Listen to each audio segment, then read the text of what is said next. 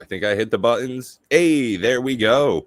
Welcome again to another episode of Cardboard Conversations. I'm Pat. This is Pure MTG, and we've also got Matt. Hey, how you I'm doing, Matt. bud? Yo, I'm awake. I'm here. Yeah, right. Oh, Feel the I'm same. pretty good. Yeah. Yeah. Thank you, everybody, for joining us 7 p.m. Eastern on a Saturday night. I know it's a hard time slot for people to get into, but glad you could join us this evening. Thank you much. It works good for me. It's my normal waking hour. So get over it, people. No, I don't know. We Yeah, could go. see, and We could go Matt late. and I were just talking. My normal Saturday thing, if I don't have a lot pressing, just hanging out playing some video games. So I've been jamming away on some town builders, some real time strategy stuff, and I recently got back into Hades. Man, a classic game. Love that stuff. I've never Matt, you played ever Hades play yet. that? No, not Oh, yet. really? No, I watched my buddy play it, and I understand the game. It looks fun. I just haven't gotten around to playing it yet. I mean, I'm just now playing. Yesterday was my very first time ever playing any of the Fallouts. Oh Uh, shit, yeah. So what are you getting into then? Xbox Game Pass has all of them, so I'm Okay. into. I googled like the best Fallout's to start with, and people say 3 is the best to start with. Either 3 or New Vegas, I guess. I decided to go with 3 because it's like the classic, and it's the Game of the Year Definitive Edition or something like that. Honestly, if I Awesome. had to rate it for 4 hours of gameplay, it's like Okay. a 5 out of 10. It's pretty fucking bad. Oh geez. The gun durability is annoying. The Oh gun yeah. accuracy is fucking horrible. Yeah, it It, is. if you don't use the VATS, you just fucking you go to Garbage. shoot your target. You're like, Yeah. here's your reticle, Yeah. and the bullet's like over here every time. Like it's never even anywhere close. No matter if you zoom, and no matter if you have like a fucking scope, it doesn't matter. It's just fucking It's way off. almost worse when games Horrible. actually have that like physics of accuracy built in. It's Oh more yeah, annoying than it is pleasing. I don't need Yeah. real life. Like, give me Destiny. Destiny is very good. You just point and click, shoot, bang. Yeah. If you Yes. got a good aim, you can. That's the fun of it. Like monsters are fast enough. You don't really need this random accuracy bullshit. Like, yes, I get it in real life. If you're running away from something or whatever, you're gonna have crap accuracy. I get it, but man, it sucks. So yeah, those two things are like the gun durability is stupid. I fucking remove it from all games. It's so stupid. You can repair it, but only if you have like duplicates of the weapon. It's just stupid. Just don't. I'm like in the middle of like this merc something den. They're like these fucking giant alien monsters, and they're fucking hard. Murlocs? Sure, they're Murloc Myers or something like that. Mirelurks. Yeah. Mirelurks, yeah. So I'm in the middle of this den, and like I'm using my shotgun, which is wrecking them, and I'm like, this combat shotgun, this is the best gun ever. As I long as can use you're my really VAT. close. Yeah, I use Yeah. my VAT. I just wait for him to come up close, and then I just go headshot, Bah. just 3 of them, and Yeah. he's like, pop, pop, pop, and most of the time kills him. And then I get this fucking notification: your gun's on low You're, durability. If you keep using it, it has a chance to blow up. And I'm like, well, yeah. this is fucking. Now I have a bunch of crap guns in the middle of this lair of a bunch of dudes. And I'm just like, well, now I have to use shit guns. Then I start dying Yeah. over and And over now and over you can't again. take any of the good loot because you have a backpack full of shit broke guns. Yeah. Oh yeah, then the whole like you can only carry so many things. That's not Yeah. as bad, but Right. A bit more used to it. I find myself just constantly dropping shit. And there's like, is there a stash? I don't even know if there's a stash. Can you ever store anything for later use? Yeah, kinda. If you like have a house in Megaton or a couple of the other places, you can sort of have your own like lair in I think Tenpenny Tower, same kind of deal. But yeah, Fallout 3, man, I played that on the original Xbox, like the big black one with the fucking Duke controller. So yeah, man, that thing's close to 20 years old. So it's not surprising that it doesn't hold up, not just graphically, but some of the mechanics, Oh, the even graphics though are they fine. were, oh really? I thought they were They're even not. they Well, were it's on the terrible even Xbox back in Game the day. Pass. I don't know Oh, if the so you're Xbox getting Game like Pass has like juiced it up a little bit, but right, the it's HD not versions and shit. terrible. Hmm. I mean, I've played way worse. I expected worse because it's an older game, but no, Yeah. it's passable. It's fine. Hmm. I had to do some INI file adjustments because it didn't know what resolution my monitor was. It was playing in like a small little box. Tiny little square. And then I went to the options in the resolution. And And they were it had just so small. It had Yeah. 2440 by 1440, and I'm like, but my monitor's 36 or 3440 by 1440, and it doesn't even have that resolution. So I had to like Google like how to Punch it in. manually Yeah. adjust, and you could just go into the INI file, and that's fine. Hmm. So little things, and I understand with an older game, that's fine. That resolution just didn't exist. Probably wouldn't have made it. But yeah, I don't know. It's a 5 out of 10. Also, I'm not a big fan of the quest giving of games like this. The Witcher does it. Another reason why I don't like The Witcher is because it's basically like literally the quest that I'm on is go to the nearest town and look for clues for your dad. That's the quest. Right, wander I'm just around like, the closest place. Go wander around for an hour to try to figure out what the fuck you're supposed to do. It's like just give me the quest marker. Just if you want to tell me a story, just like I'll explore on my own on the way there. I don't need to just like I don't know. I feel like right now I've done nothing with the story. I've played for 4 hours, and all I'm doing is wandering around buildings and just finding stuff. Right, killing some random zombie-looking creatures. Yeah, killing the ghouls, killing the Mirelurks, killing raiders. That's all I've done in the game so far. So, like, as far as the story is concerned, I know a little bit. I escaped the Vault 101, and the chick that I was supposed to go to, I killed her dad on accident because there was like a guard. There was like a guard in the. This is like the first, like very first. Like, there's like a guard there that starts shooting at me, so I killed him. And then his dad was running at me, and I don't know if he was running away from me or running at me, but I used VAT and I killed him. And she's like, "You killed my dad. Why did you do that?" And I'm like, "Because he was coming at me. I don't know what you want from me." Because 14 experience points is why, bitch. Yeah. So I don't know. That's my experience so far. It's only 4 hours of gameplay. It honestly feels like it could have been a better. You know how like we have all these games that, like you can like you wander around like what is that called like Ark Survival Evolved. It's almost like that kind of game, like a city builder or a big sandbox kind of deal. Yeah, it feels like it's a better sandbox than it is an actual game. And I don't know why it's Game of the Year. I don't know. So far I don't get it, but I'm gonna keep trying. I'm gonna keep playing. I gotta progress the storyline sometime, or else I'm just gonna like be so high level that the story's just gonna mean nothing. And then I'm already level 5. I don't know if I that's think like the high cap level. was 25 or 30 in the base version there in Fallout 3, so it won't be long before you get to a certain point and you can't keep leveling up. So the only thing to progress is really the quest line, and I always found it ultimately rather disappointing, but with the definitive version, you might have some of the DLC that makes it a bit more worthwhile.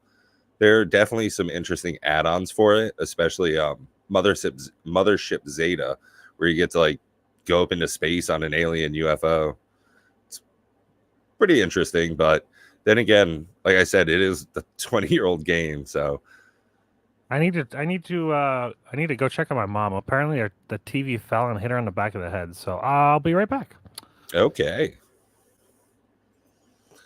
Well, hey, Pat from Pure MTG hanging out. So a lot going on with Magic the Gathering as far as Lord of the Rings goes. That's really the big hype recently.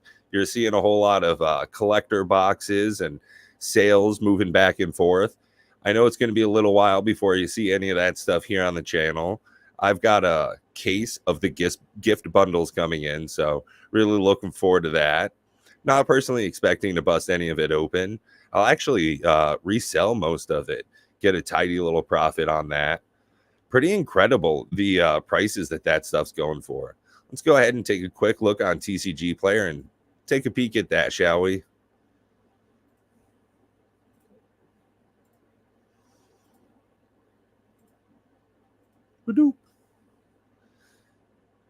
Yeah, these Lord of the Rings gift bundles, it's pretty incredible. Just in general, the whole market for sealed products for Lord of the Rings is just fucking wild. Yeah, as you can see, the collector boxes at $449.99. Yowza, very pricey. These gift bundles, $195, almost $200. Man, nutty. And it looks as though they're actually selling at this price. As you can see, all day long today, the 24th, we're getting a whole lot of sales, 199 to 202. Yeah, this seems to be the actual market price for it. Just hard to believe. Let's see if that's still the same thing on Amazon as well. All right, she's all good. She just luckily the TVs nowadays are so light that it's just a bump on the head. She But just swatted that shit out of the way.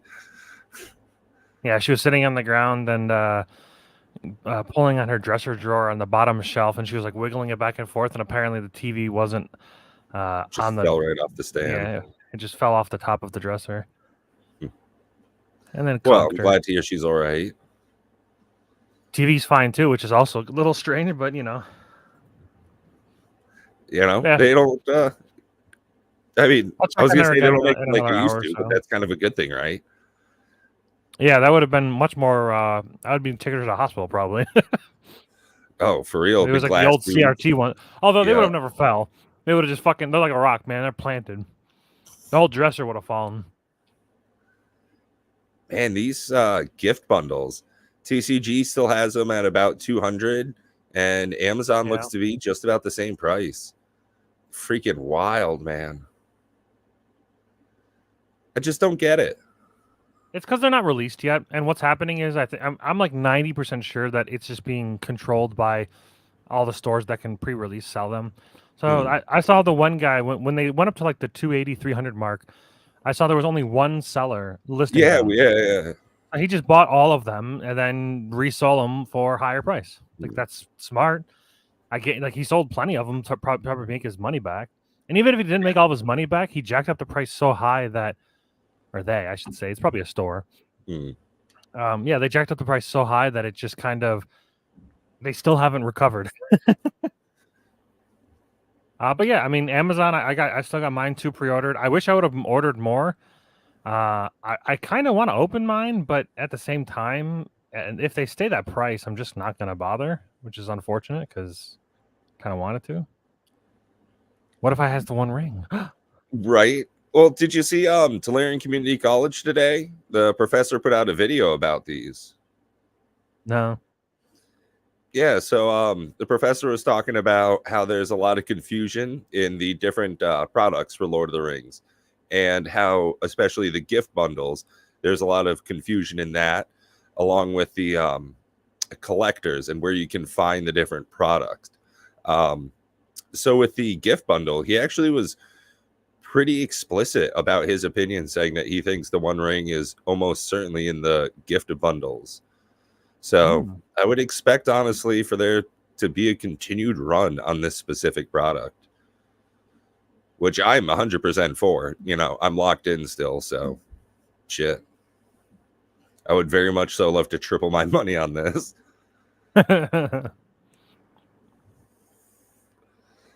That seems to be one of the things, for me, as far as Magic the Gathering goes, is I'm not particularly interested in Lord of the Rings itself. It's a fine enough IP. I don't care for the low magic setting that they live in. Gandalf's one of the most magical people they have. And what's he do? Make light once or twice? I mean, he kind of waves a big stick around. Yeah. He fights a Balrog. Yeah, but what's he do in the fight? Right. Like, that's what I'm saying is, yeah. He raises his stick and then dies. Well, yeah, falls. He like smashed his staff into the bridge and then it fell down. He broke the bridge. Yeah. I don't even know if that's magical. It might have just been a weak ass bridge at that point. He was fighting a demon. So yeah, as far as Lord of the Rings is concerned, I don't hate the movie or anything. I've watched everything but The Hobbit, I think. Maybe there's been new shit that has come out since I've watched them. I always thought they were fine, but they're never like, I don't really care too much about the lore. Like, I don't know. Like, I don't know. I didn't read any of the books. If there's comics or anything, I didn't read the comics. I didn't read any of the, I don't know. It's fine. It's one of the things where I'll watch it, but nothing amazing. I mean, I've certainly been exposed to enough of the media. I've seen all the movies, most of the Hobbit ones. I might have seen them all. They're kind of just like background movies to me, realistically. For the 3 hours that you watch, there's maybe like 40 minutes that are actually worthwhile. And then otherwise it's just fucking Planet Earth, the series, which is fine enough. I love David Attenborough specials, but it's weird to mix that in with cosplayers getting murdered on top of castles. But for me, the IP isn't what's driving my purchases on this set. It's really just the hype, the special editions that we are able to get in on a really low price. It's the buy low, sell high attitude for me on this set. It has nothing to do with any of the singles. I'll definitely just get them on the secondary market. Oh yeah, there are some good cards in there though. I will say, I can't lie. Mom ain't gonna catch me lying. Mm-mm. So I don't know. I'm overall happy, dude. Have you ever heard of a card game called Wyvern? Yeah, just I've heard the name. So it was a game created by Mike Fitzgerald, a name that you guys might be familiar with. Back in like 1994, I think. Okay. Yeah, 1994. It didn't do great because Magic, was the best instead, unfortunately. Or fortunately, I guess Magic's fine. But this game, so I picked up what you call it? I'm sharing my screen. So I picked up a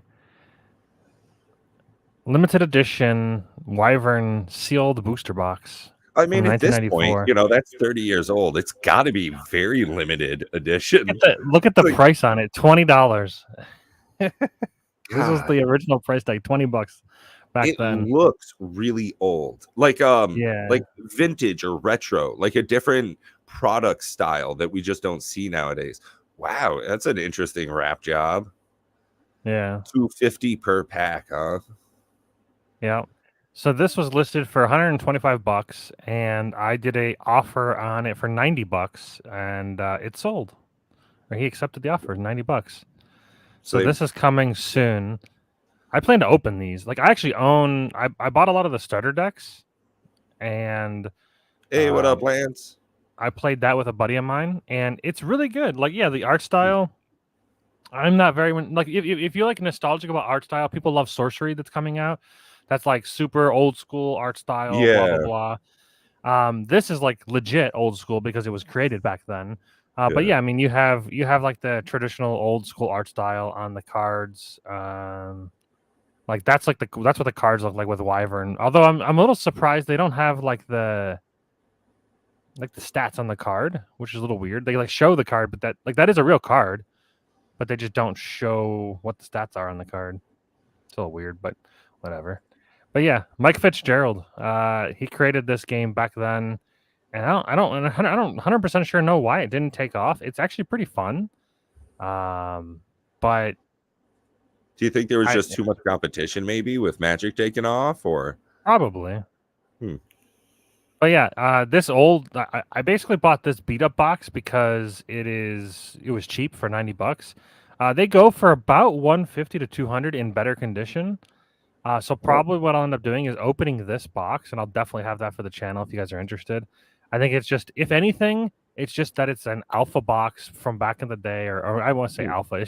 It's whatever limited. Maybe it is beta. I don't know. I don't know how it all worked. I don't know how popular this game was back then. So I don't know if it got to. I don't know if there was alpha beta back then. Maybe it was officially released. But either way, I found the starter decks of them, and I was just like, I want to try this game out. And then I tried it out, and I was like, oh, this game's actually pretty fun. So I figured, fuck it, I'll pick up a box for $90. And like I said, I'll probably buy a box. Price in Magic the Gathering, I don't know if you'd have that much fun. Yeah, this is actually, I don't know if you can draft this set. I don't know if there was rules, but for drafting, maybe somebody's made the rules for it. Probably. I mean, realistically, you have a creature deck. They call it a, what was it, a dragon deck? It has it has dragons and locations, basically, we'll call them. So I guess you could probably draft it. I don't know. Either way, I don't know. I'm not like trying to like make money off this. This is definitely one of those things where it's like I'll probably buy a box to open like this crappy box that's all torn up, and then I'll buy like one of the better boxes. There's definitely some boxes that look like very good, And I'm not trying to like I'm not specking on anything, but yeah, like there are definitely boxes that are in much better condition. Share this tab. I mean, like this box is in great condition. Yeah, that looks pretty fresh. Still the limited edition, not all jacked up, and this is Mhm. only 165. And maybe I can do I don't know, and that's free shipping at least. But either way, I'll probably buy one of these for like a shelf, and then like open the other box for cards because they did the same thing as Magic, where in the beginning the starter decks were like random or pseudo random, and so I Okay. have a bunch of the cards. And when we opened it was funny. We opened both starter decks and we started playing, and we started realizing that all our cards were different. And I was like, oh, and I'm like, I'm gonna buy more starter decks. And I didn't for some reason my brain didn't go, you should buy a box of this or see how much they are. Turns out they're very cheap. So that's cool. If you like old school art and the game's good itself, like if you actually like old school art and you like a good old school game, if you buy a starter deck, I think they're only like 10 or $15 for each starter deck. You and a friend can play, and for $30, learn an old game. It comes with like a starter booklet in it, Oh, and nice. like it tells you all the rules. And the booklet's only like I don't know, very small. It fits inside of a deck box. Right, yeah, like old school Magic booklets. Yeah, and then another thing I'm into is this thing right here. So this is a new game. This right here is the 2-player stash kit over at the Covenant. I actually got mine today. And so Alpha Clash is a new game that's coming out, up and coming. I don't remember if this was a Kickstarter game or not. Alpha Clash. Probably. I believe it was. I think that's where I saw it. Yeah, it was kickstarted. So Team Covenant, basically what they do is they're a fairly small YouTuber. I actually thought they were bigger than they are. A fairly small YouTuber, but they basically try to work with a bunch of either starting new games or old games that are trying to start back up. And they try to work with their subscriber base and with everybody else, and tries to basically either revitalize old games or bring new games to light that aren't like crazy or whatever. They're not like crazy popular. Like they don't even play Magic the Gathering. Like the one guy, Zach, when he was younger, his parents thought like D&D was the devil and like Magic the Gathering was the devil. So like he couldn't play any of those games. So he had to play like Pokemon and Yu-Gi-Oh. The more cartoony style. That was like what he was allowed to play. So Yeah. when he was playing the Pokemon and Yu-Gi-Oh, and he would go into the card shops and everybody else was playing Magic, they would like kick the Yu-Gi-Oh players out of the Magic tables because the Magic, I guess, was more popular still. Yeah, So like okay. they would get kicked out of the card shops. So they're like, fuck Magic. They're like, they don't Get your ever play tiny little Magic. cards out of here. Yeah, so Zach, he's now just he's like 35 or something, and he's just now getting into Magic after playing a ton of different other card games, because of Lord of the Rings, which is interesting. I guess their crossover stuff did work, huh? But yeah, they were just playing Alpha Clash on the stream the other day. This is a game that was created by it's one guy, I think, it's like a very small team. They're an indie developer. I forget who it is. I really was hoping that they would show who. Oh, okay, Rising Empire Studios. So a place I've never heard of before. But the thing that's interesting about it, so it's basically the premise is basically that. So it's Earth, and there's normal people, humans, and then for whatever there's called the Awakening. The Awakening happens, and the Awakening means that there's like these people that become, like you see on here, this guy right here, top left. He's called it's like fucking My Hero Academia, where just like all of a sudden people have powers, or like X-Men. But in this one, it's a little different because, well, I guess it's about the same. It's kind of X-Men, but they also have herpes. The people that get awakened, they get like bloodlusted, and they like they only want to destroy. So then there's the other people. So there's the alphas, and then there's the alpha hunters, and the alpha hunters are like jacked up with like all kinds of different juice. Like they got like a bunch of guns and stuff like that. So yeah, I don't know. The story is interesting. Apparently, there's like a comic book and or I guess it's more of a lore book, but it's also a comic book. It's interesting. And they plan to do like very themed, I don't know, decks. But the thing that I liked about the game is that it's very much like they took the best of like every card game and they like smashed it into this one card game. And a lot of times when games try to do that, it's not great. Right. But Yeah, like yeah. I it definitely seems feel like that. they've done a pretty good job, and I don't think this is gonna like overturn Magic or Flesh and Blood or whatever. Yeah. But apparently there's some kind of like cooperative thing that's like in the works, like off in the distance, where Okay. like you might be able to either team up in some way, either 2v2, or something along those lines, where like you're teaming up some way. I don't. The way that they explained it was that there's stuff in the pipeline for teaming up. And I don't remember what that meant, because I guess he was not sure what he could say on his stream, on the Team Covenant stream. But yeah, if you guys are, I'm not, they're like not a sponsor or anything, but Team Covenant's cool. They bring, like I said, they bring the game. I know them from Ashes Reborn. This is a game that I love. It's a great game. Alpha Clash. I haven't played it yet, but I just got the Alpha Clash. Actually, have it literally sitting right here. So later on, I've actually got 3 booster packs. We can open them and give them a Oh, look. that'd be cool. Yeah, go through some of the cards, take a look, see how they stand up. Yeah, so you start with an 8-card game, or an 8-card hand, and so you start with 8 cards. And the way you mulligan is you take any number of cards from your starting hand, and I think you put them to the bottom of your deck, and then you draw that many. That's like how you So mulligan. that's how Lorcana does it as well, and that's actually a really interesting mulligan mechanic.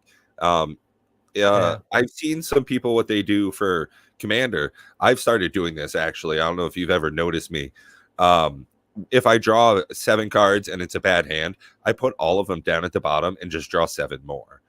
I like the idea of just taking a couple out and ditching those on the bottom, almost like a scry or something like that, kind of a Yeah. looting mechanic, right? Rummage. So I think that'd be a good way to speed up some games. I like that. That is an interesting ad as far as Alpha Clash's mechanics go. How big And are they their do decks? How big's your deck, buddy? 56. It's like a really weird number. Well, Jesus Christ, why they got to do that?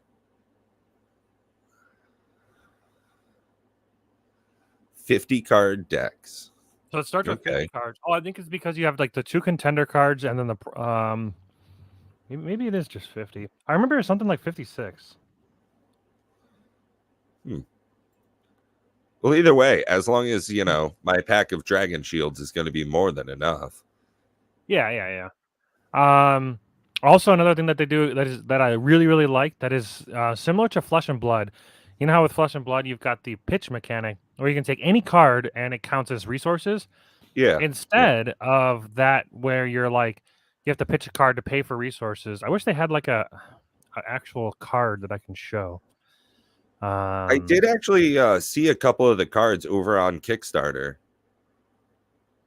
Just Google images. Sure, perfect. Open image, new tab. We do it live. Do it live. Share this Fuck tab. it, we'll Okay. do it live. So, very quick. There are colors just like in Magic. So on the left, you see green. That's notated by the number 5. The color around the number 5 that's its cost. There's the color around it is the color of the card, so green, and since Moxie black.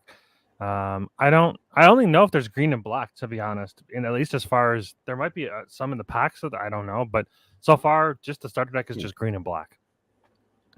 And then the cost to it's kind of like Magic as well, where the pips on the right hand side, these black pips, those are the number of pips required to cast the spell. So you need at least 4 black, and then you can have to pay the 4 other costs with whatever color mana. Because basically what you do is, just like in Flesh and Blood, where you use a card, any card, as mana. That's how Alpha Clash is. Any card, no matter what it is in your hand, you can place it upside down, face down, or upside down, not face down, upside down. That shit up and throw it in the air as mana for the game. Like that's your land for the turn. Any card in your hand is basically a land. So it does. There is no lands. There's no mana, but there is mana to pay for spells. So, for instance, if I were to play the Magnate, if I flipped them upside down and placed them in my land zone or whatever, I don't know what the mana is called in this system. Yeah. But it was called land. So Magnate, turn him upside down. He's not my land. He can pay for a green of Moxie if I'm playing a black-green deck. But you still have to have 4 other black cards down as well to pay for the 4 cost. And then, of course, you have your attack and toughness down here, attack and defense. It's the same as Ashes, Phoenix Reborn, where if you don't deplete this number by the end of the combat, by the end of the turn, they'll heal back up to full. So if he only takes 2 damage, I guess same as Magic as well. If they only take 2 damage, that doesn't remain on them. Actually, I should say Phoenix is not that way. That's not true. There's too many games. But anyways, Magic is that way, where if he only takes 2 damage at the end of the game, they heal back up to full. Or at the end of the match, round. Yeah. These look great. I love the style on this. It not just like the overlay. I think that's very fresh and very clean. Like the piping that they have down on the bottom, the symbols and the crispness of their numbers. I will be honest. I think that text could be way fucking bigger though. The artwork looks really good. Really high def. I like that. It looks like it's leaping off a comic page, honestly. I think on the cards themselves, like I'm holding them in my hand, they look better. It's more visually readable than it is on there. Like I blew up the screen, like I'm like zoomed in, like I don't know how much times X, 250 times, so it looks blurry, but it's readable in person. But I see what you're saying. There is empty space here where like the font could be larger, just because. Why not fill the space? Yeah. But yeah, I don't know. I don't know if this game's amazing or anything. I don't know if that's gonna like overthrow anything. But for $30, it outshines Lorcana instantly, day one. It does for me. Like immediately, this game looks way more interesting than Lorcana. Combat's very interesting. Like the way phases work, it's the same kind of like untap, upkeep, draw. Like there's no up. Well, yeah, there actually are upkeep. Yeah. So it's similar to Magic, where it's like untap, upkeep, draw, but they call it different things, of course. The first person doesn't draw on their turn, but then the next person does. Then you draw 1 card per turn, like a standard thing. What else is different and fun about the game? There's no like official, like once you're in they call it the primary phase, you can like attack, play a card, put down a mana, attack again. There's no like once you're in the primary phase, there's no like restrictions of what you can do. You can do it in all kinds of different orders, which is pretty cool because there's no summoning sickness except for the very first turn. So whoever goes first, they can play a creature, but they can't attack. And then the second person can play a creature and attack. So there's no summoning sickness on any monster unless maybe it specifically states it, which I don't think it is. But only the first turn you have summoning sickness. So like in the later turns, you can like play a creature, maybe it has an effect, maybe it doesn't. Then you can attack, and you can try to like it's almost like a chess battle because you're like, well, they played a card, but do they have another big card to follow? Do they have any creatures to follow? Which is interesting. Like, and then like, do they have a land to play something else? And like, it's very interesting because you're so used to Magic where you're like, oh, they've already attacked, so I don't have to worry about it. I can just block and we're good. That's not how this works. You have to like constantly defend your contender. I think it's what it's called. Basically, it's kind of like Commander, where you have your contender. Your contender is, can I like pull those up? Like they're your basically hero or they're your whatever. hero. Yeah. Contender. Here we go. Open image in new tab. Share this tab. Okay, so here's your contender. Zoom out a Moxie, ready to run. Top right, you have your HPs. And then at the bottom left, you have their attack and defense. Because they can attack as well. And they typically only have 1 HP or 1. Like they don't really ever have a defense. It seems like they've only 1 HP or 1 attack. I mean, but then they have these powers. So you start off with each like contender has their own power, Moxie can have a bunch of different weapons on one character. Normally, you can only have a weapon on one character, like one weapon per like card, per monster, whatever you want to call them. I think they're called clash cards. Yeah, clash cards. And then when you get below 10 or 10 or below, you activate a new ability. So then once per turn during your primary phase, you can attach a weapon you control to a clash card without paying its mana cost. And each contender has their own 2 abilities that are new, like new or Like their special traits or unique, whatever. unique to them. Yeah, they own their own unique traits. So it's kind of Commander, kind of Magic, kind of Flesh and Blood. Like it's got all kinds of like everything. It's very interesting. There's also like combat tricks that are free. They don't cost any mana, I think. As far as I can tell, they're called they're basically combat tricks. I don't exactly know what they're called, but combat tricks. But they limit the number of combat tricks each deck can have to 4. You cannot have more than 4 combat tricks for each deck. That's the maximum you can have. So like there's all kinds of like these little like interesting just these little balance dynamics. maneuvers. Yeah. It's very interesting. I like that. I hate mana screw. And honestly, if you could just remove mana and do the same system with Magic would be very weird. And it's just like they're too far gone to be able to do that at this point, though. Can you imagine not having to put lands in your deck and that 37 cards can be anything? And like on your turn, you can just flip over a card and just use that as a mana. Use that as a land. That's one of the things about playing Flesh and Blood is you're never mana screwed. You're never like mana flooded.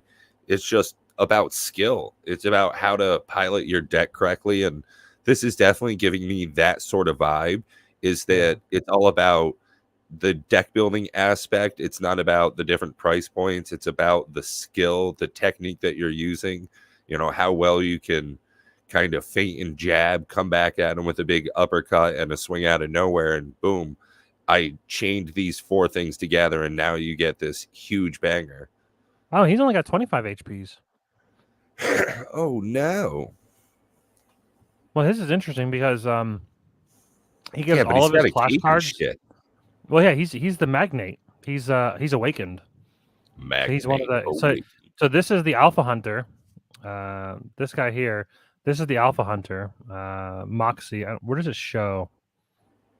Oh, this symbol down here. This bottom right symbol here, and then this is the Alpha. This A or partial A. The Stargate symbol. That's what you mean. Sure. Yeah. Locking in Chevron 7. Yeah, all Stargate Clash cards on your control gain +0, +2, or +1, which is pretty relevant. And you can put yourself into a pretty good spot where you're like giving yourself a wall of like dudes that can either defend or attack profitably. Does that say Collecticon? It sure does. Huh. I don't know. That kind of takes away from this. What does that mean? I have no idea. It just makes it seem cheesy for some reason. This must be like a promo version of it. I don't know. Yeah, maybe it was like a convention or something. Yeah. Alpha Con. Oh, it was a sample series card. So that's not what it normally looks like. Collecticon. The problem is the one that the other one that I saw was this one, and it was just like there's just a giant flare in it. Look how shiny my balls are. Yeah, it's like, I just got a Brazilian. Jeez Louise. Man, that is some. This looks like a shirt I own. Oh, it's also Collecticon. It's like a fucking bowling alley. Fuck, there's so many colors going on right here. The cards are very flashy. Like I haven't seeing them on camera. They look like when you pull like a unique, like crazy, like I don't know how to describe it, but I watched a pack opening of it and I was just like, that looks very. It looks flashy, but I don't think in a bad way. Like it almost looks cool. Like the way that it's foiled is like very strange. And you know one thing I noticed about all of the cards that I looked at, as far as people pulling them out of packs, none of them were warped. Fuck. Surely you jest, Matt. Crazy. It's almost like the other weirdest developers of card games can create cards that aren't warped. I think the only voice broke there for a second. I think the only card game that I interact with that has really fucked up cards is Magic. Like I've opened Pokemon a couple of times. I've opened those tiny little Yu-Gi-Oh cards a few times. I fuck around with Flesh and Blood. My desk is covered in it. The foils, the cold foils, the rainbow foils, everything except fucking Magic can get their shit right. So the coffee's setting in now. I'm just getting angry. Yeah. I got my energy going. I'm slowly eating my breakfast, which I've only eaten like 20% of it. But yeah, that's what I've been doing the last like week and a half. Just kind of looking at this Alpha Clash. I'm very impressed with the.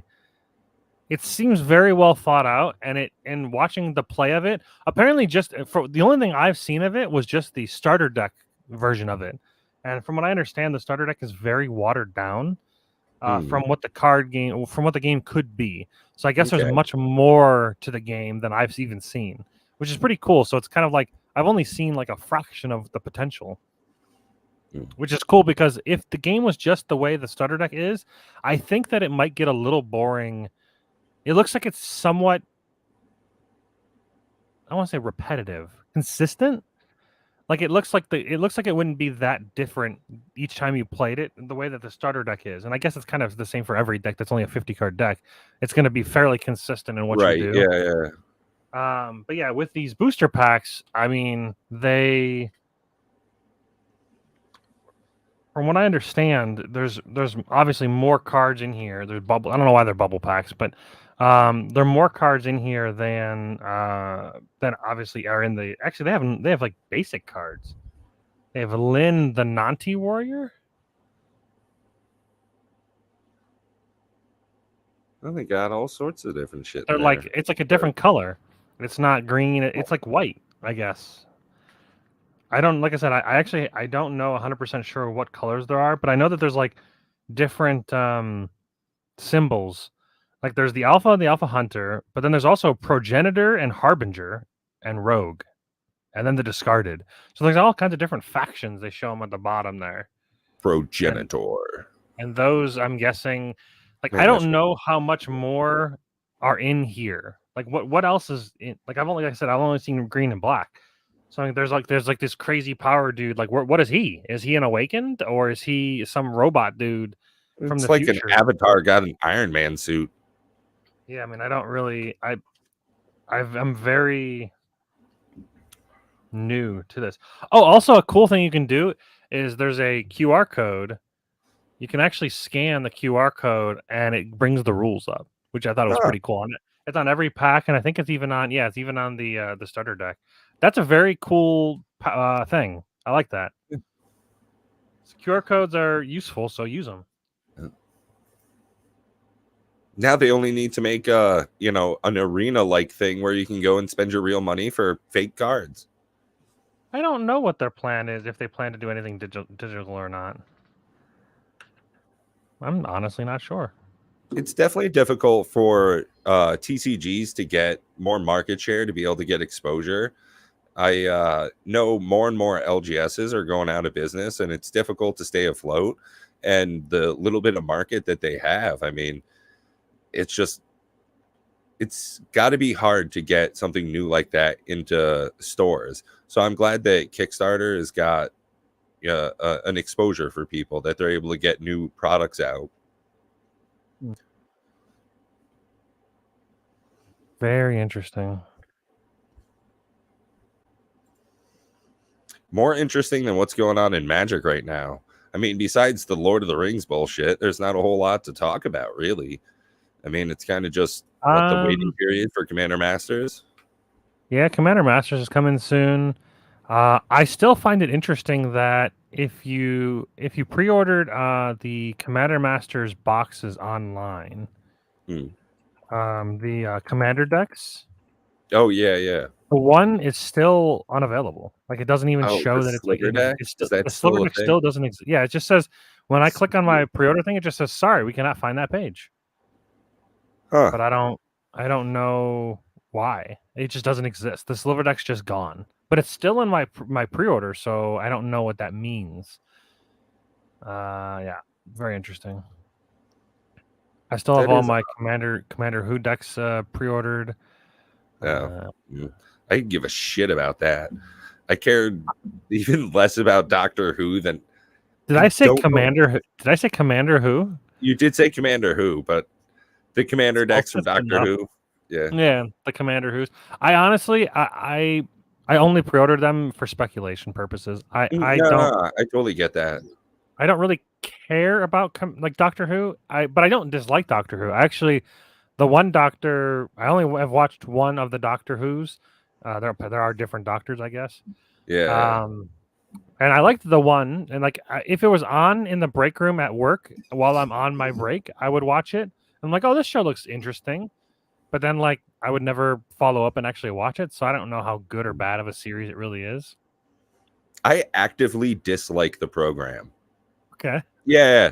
When it's made aware to me that someone enjoys it, I think less of them because of their opinion. Yeah, I have always found it droll, pedantic, and quite repetitive. They play the same fucking scheme over and over again, and they do this weird dance of fantasy and sci-fi and back and forth, and it's just all make-believe. And because they use an English accent, Americans think it's intelligent. So I have always, number one, hated it. And I've seen at least 20 different episodes of it because for some reason my dad constantly says, oh, just watch this one. You'll really like it. He's fucking wrong every time. It's, I love you, Pop, but your opinion's terrible. Doctor Who is just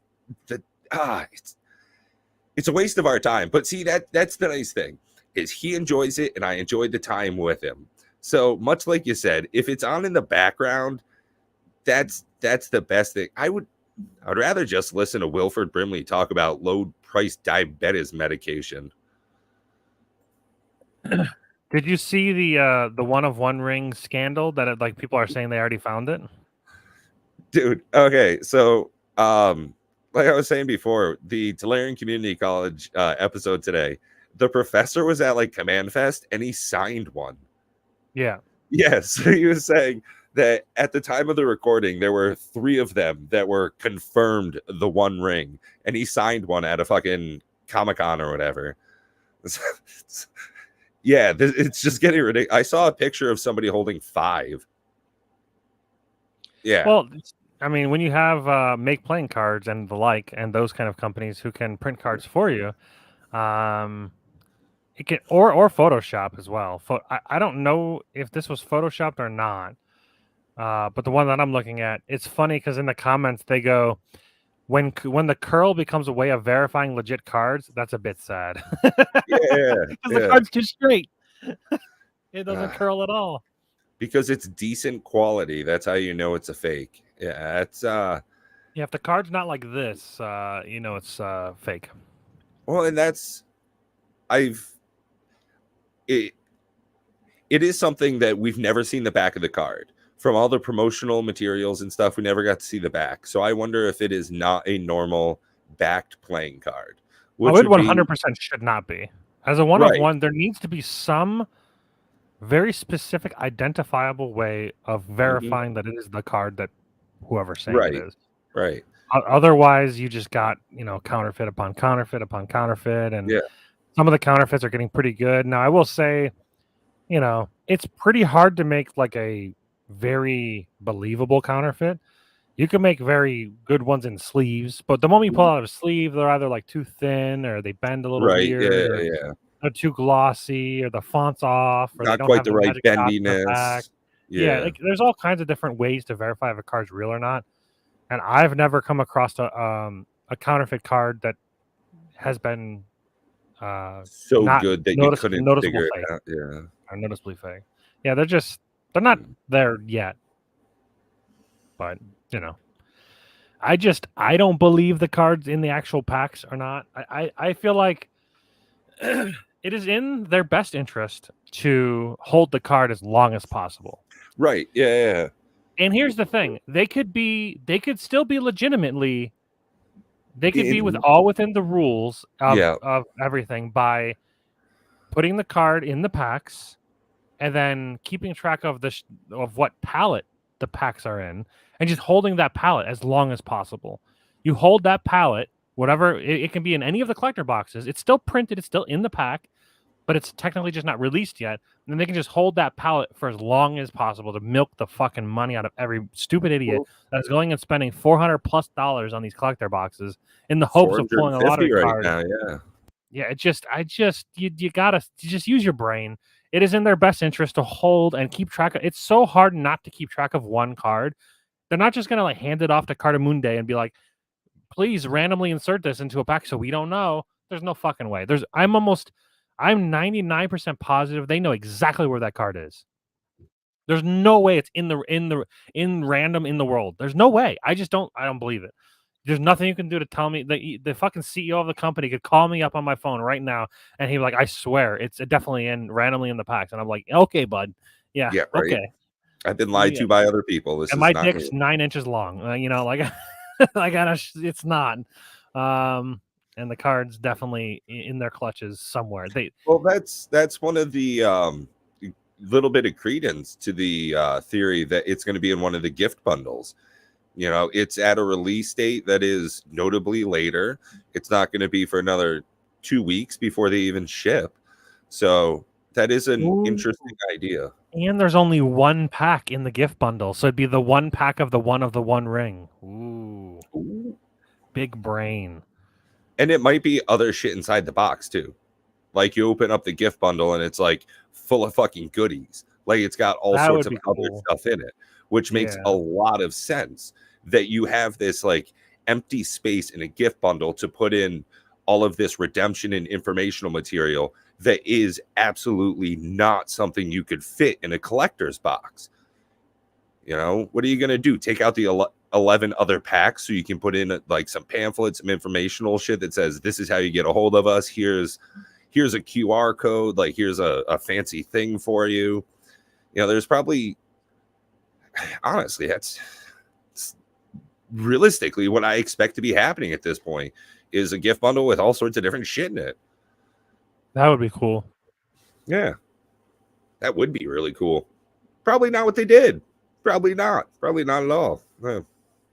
Honestly, it should be in a I wonder what it would be graded as with a warp. Does a warp affect the grading? That's yeah, absolutely. Yeah, it would have to. I mean, right? But it's also, what the fuck does the grade matter? Well, what I was saying is, like, I would like the one way to identify a card would be to have it officially in the placard pack or whatever. I don't know exactly what they're called, but the grading card, the hard slab verified by like Beckett or like if it was in they could do that in the collector's boxes because the bundles have enough room for a slabbed card. Yeah. But he wouldn't be able to do that in a collector's box unless you like removed packs other or items. Some shit. Yeah. And then you'd have to you could like weigh the pack. You could like weigh the collector's boxes, and they have to weigh more than the packs because they're pretty heavy. Well, but even then, like you'd have to be doing that on speculative. Like there's nothing but speculation to like even think about doing some shit like that. Like after this conversation, when I get those bundles in, yeah, I'm gonna weigh them all, and if there's more than like a 5 gram difference, well, fuck, I'm gonna open the outlier. Apparently, warped cards does not affect grading because once it's encased in a slab, the curvature of the card will not be detected. So apparently they don't count the curvature as a grade. That's interesting. It seems like a very specific part of card quality, in my opinion. Yeah, I agree. Whatever. I just work here. Yep. I guess there's other cards as well. Like in there's some Pokemon cards that are curved that people have had graded, and they said it doesn't do anything. No deductions unless it leads to surface wrinkles from the curl or creases. Interesting. Apparently, there's some chrome cards in baseball, I guess. They're prone to warping, and PSA doesn't ding it for that as well. Baseball cards. Yeah, Man, dude. it's one thing for me to open Pokemon cards, but I'm not that much of a fucking kid. I ain't opening Pokemon cards. I don't mind opening up Pokemon cards, but I'm just never gonna open up sports cards. I'm just not a sports guy. Sorry, guys. Yeah. I'll open all kinds of shit, but I'm never gonna open sports It's cards. funny that you say it like that because it similar, so very similar for me. Like I'd rather open Weiss Schwartz cards that have like an anime that I enjoy than open up a fucking basketball I've card. got MetaZoo that I plan to open up for the channel at one point, so I can get a bunch of thumbs down on the channel. Don't worry, my flesh and blood videos are helping us there. I wonder. I actually haven't even looked at that thumbs down on Flesh and Blood content. To be honest, are they bad? No, I don't. I don't Oh, even. okay. I I don't just care look at view about those count kind of and barely analytics. even that.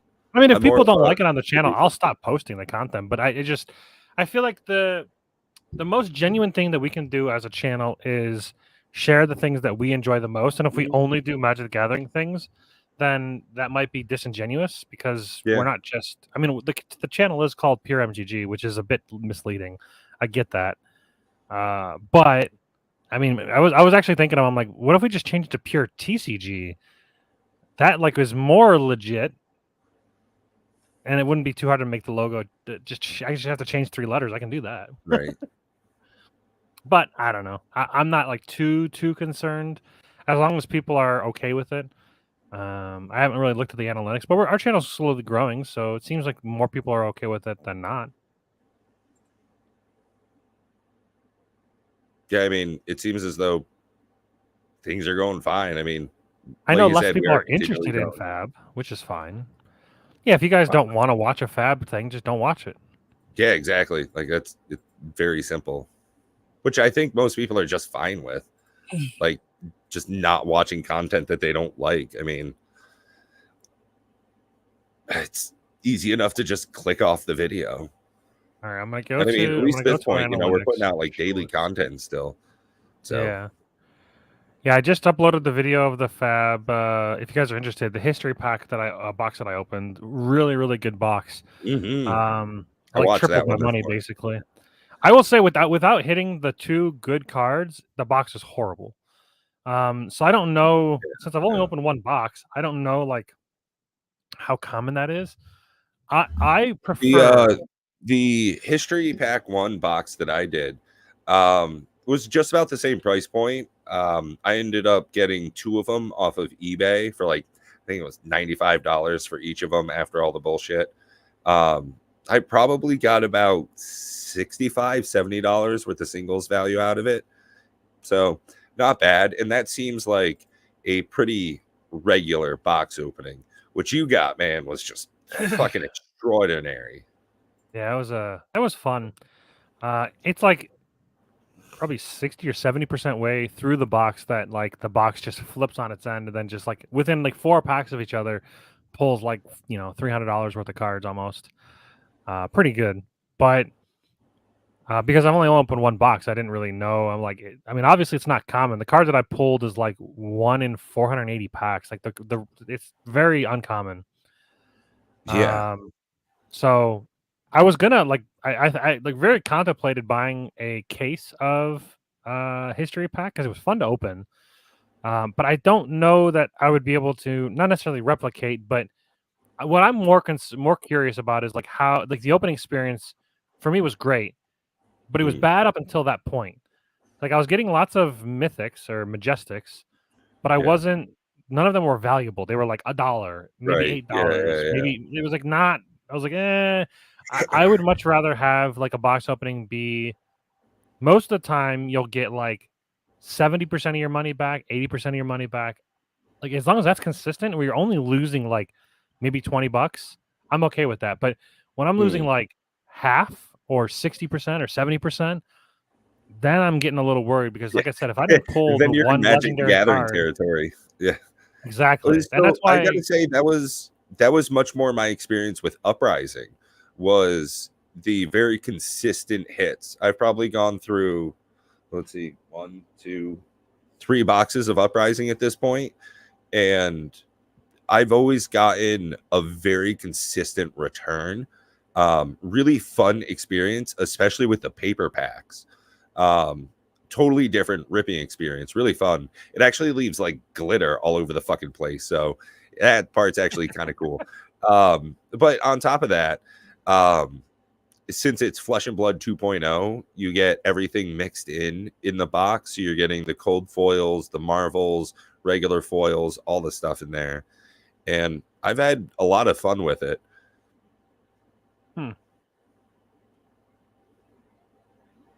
Whereas the couple of openings I've done of Monarch are very swingy. It's either hit or wicked fucking miss.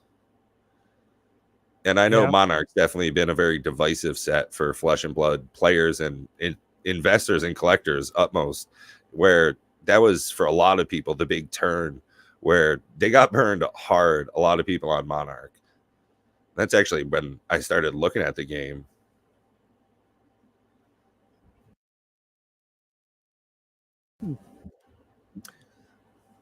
So your most viewed Flesh and Blood short has 3 thumbs up and no thumbs down. So, and I'm probably one of the thumbs up. So, I mean, hell, I have one short. I'm not entirely sure why. Why does this one pack have thumbs down? Did I do something wrong? It's probably also me. Fuck that guy. Well, like I released my 12 booster packs of the collector's boxes, and all of them have at least 1 thumbs up and no thumbs down. But there's one specific video that has like 2 thumbs downs, and it's like 8 of 12. I don't entirely know why. Huh. Like how can me opening a pack deserve a thumbs down? Like no matter what I do, unless I say like some stupid shit in the video. He says something mildly racist in like 40 seconds. Yeah, exactly. I was like, I don't never like, I can't do what you do. Like, you're like opening a pack and like say the same thing for each pack. I'm like, I can't. I got to be talking about shit while I'm opening a pack. So honestly, it's funny. Part of it just comes from my childhood. I was a hawker. So I worked at like a bingo hall and I sold shit.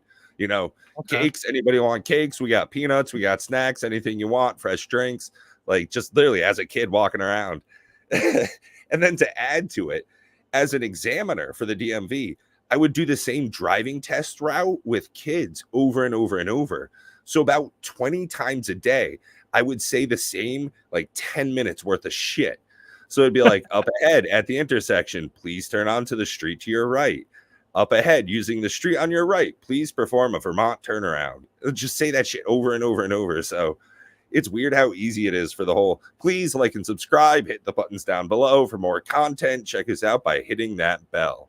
I don't even try. I need to make some shorts, probably either today or tomorrow. And I'm going to put in, I'm not going to say things in the shorts to like have people subscribe or whatever, but I'm going to put like a little banner that pops up for each short so that people know that, because I want to try to push for 1,000. It'd be cool to hit that 1K mark. Yeah. We're floating 50 more. You're so Share close. it to all your friends and yeah, right. family. Hit the like, hit the subscribe. Let's see, move to top. Where the fuck is it? I can't find it. I'm trying to watching. I think it's me. No, it's not this. Where'd it go? Did a thing. Yeah, maybe I just can't see it. Well, I was dicking around earlier, and I figured out how to make like scrolling banners and stuff. I was trying to like figure out different OBS stuff. So I have like a template for doing those shorts I had sent over to you with that robot voice, but instead I'm just going to do my voice because it's more natural. The AI voice always feels a little like, it's not terrible, but it's very artificial. You can tell it's AI.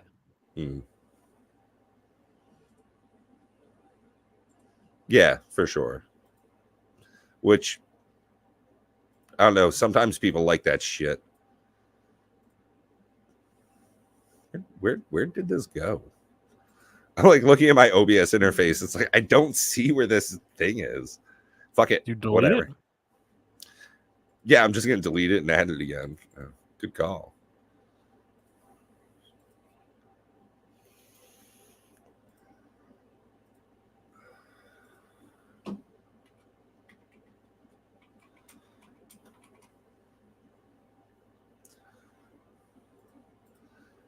Not huge. Yeah, that size. Now it just says, hey. Yeah. Dory, we're working on it. Then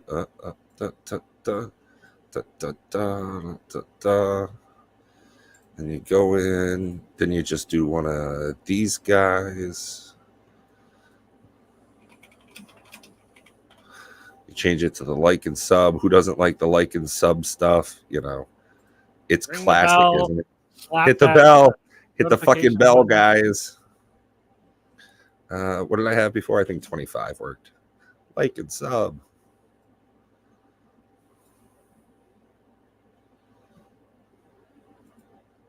Yeah, not too bad. Like and sub. Like and sub. Now, do some shit like that. It makes it kind of cheesy though, and actually, I think it's built into this somewhere. Yeah, banners, I think. Oh yeah, a ticker. Let us know your thoughts in the comment section. Oh my god. Look at that, it's going. Yeah. Hell, you could just have that up, be like, hey, we're pushing for 1,000 subs. Do it. Hit the sub button. Oh, I wonder how many people What up, that watch our Bill Brain? content aren't subbed. One thing I've never really looked at was the analytics. Oh, of yeah, that's like a our whole fucking subs versus non-subbed. It's normally like 70 to 80% of people that watch your content aren't subbed, which I get. I understand. Like I'm not subbed at like any Magic the Gathering channel besides Star City Games, the playing games that they do. I guess I'm just subbed to their channel, which has mostly it's just them playing games, which I enjoy. They're a pretty fun group to watch play Commander. I like watching them. But they're like deck things I typically don't watch. All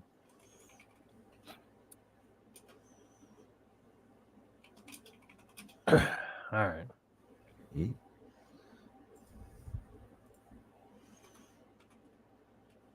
I don't even know where it's at. Coming to what? I was trying to find out like the percentage of subscriber versus not, but I don't know how Dual to Brain find that says out. 2/3 not subbed. Well, it makes enough sense because you have so many people that watch your videos, though, Dual Brain. Like, none of our people, like, we don't have people that watch much of our shit. Actually, you know, if it weren't for the fucking show, I got 1.5K on this short. I don't know, but I want to reach. Is it under reach? 91% from shorts feed, so that's how it's just being pushed by the YouTube algorithm for whatever reason. How many choose to view? 51% chose to view. That's right. We don't need this color. This will be a special stream where it's just us fucking around because Bob's not here to tell us what to do. He's not here to be on. We're off the rails. Yeah. Rob had an unfortunate. I mean, he can share it if he wants, but he had an unfortunate. What's the word? He had an unfortunate event happen in his life that he needed to not be here. I'll leave. He can fill in whatever details if he would like. But yeah, that's so yeah. He's going through a little bit of something, and he's okay. But yeah, he was not able to be here. I think he said, is he not going to be here for Wednesday as well? Is that what he said? Yeah. So we probably can't play then because we're on like the last like session. I don't want to like play. We can still do we're not something doing that without Bob. Yeah, I don't want to like finish the campaign. I don't think I could live. I don't know if I could finish the campaign. Legitimately, I don't know if Pwent could get to the end without Ike's arrows raining down from the fucking back rows. Like, Yeah, his damage is pretty good. It's insane. But on the flip side, like the amount of damage that fucking dwarf has been taking and that heavy armor mastery, definitely It's clutch. Man, it's very that is good low probably level. it. Yeah. Even like the amount that it is reduced would have like killed our entire fucking party over and over. Also, that flame skull. Oh my god! You dropping that fireball on the map was like that is like top 3 moments of the entire campaign for me so far. It's like, oh Jesus Christ, we're out now. This is it. We're done. I'm a little. I love how I love how Rob's very first instinct was just to fucking run. Yeah, I'm out. I even called him on it. I was like, "Are you seriously running?" It's like, You're like, wait what? a minute, like what the Hold fuck? on. You're running? I mean, I get it. If it could do if it can do more than one fireball, then yeah, you guys are fucked. Yeah. Or if you guys like failed to save, you guys are fucked. I mean, if it was actually DC 26, like it kept saying for some reason, I don't know why it kept saying that. In the description of the thing, it specifically states as DC 13. DC 26 is like level 20, like god level. Like that's like so high. Fuck. But yeah, very interesting. So far, you guys have been going pretty good. Hasn't been too much of a challenge. The Flame Skull was like the first time.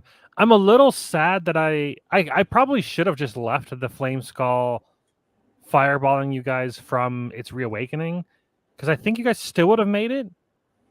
But at the same time, it's not how it's supposed to go, and that's why I like to play by the rules. So once I found that it doesn't get its fireball back, I'm like, wait, I can't do that. I don't want to I think you guys would have survived, and I think it still would have been a cool tension moment if it had like holy shit, we almost fucking got roasted there.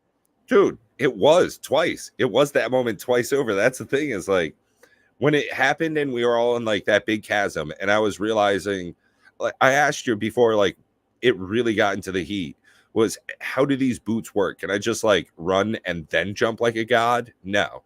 Okay, cool. So it's gonna be a while before I can get over there and smash that thing. Like, and then between Ike and Pwent, it was like, hey, let's take this fucking trophy home with us. No, that was like the worst idea.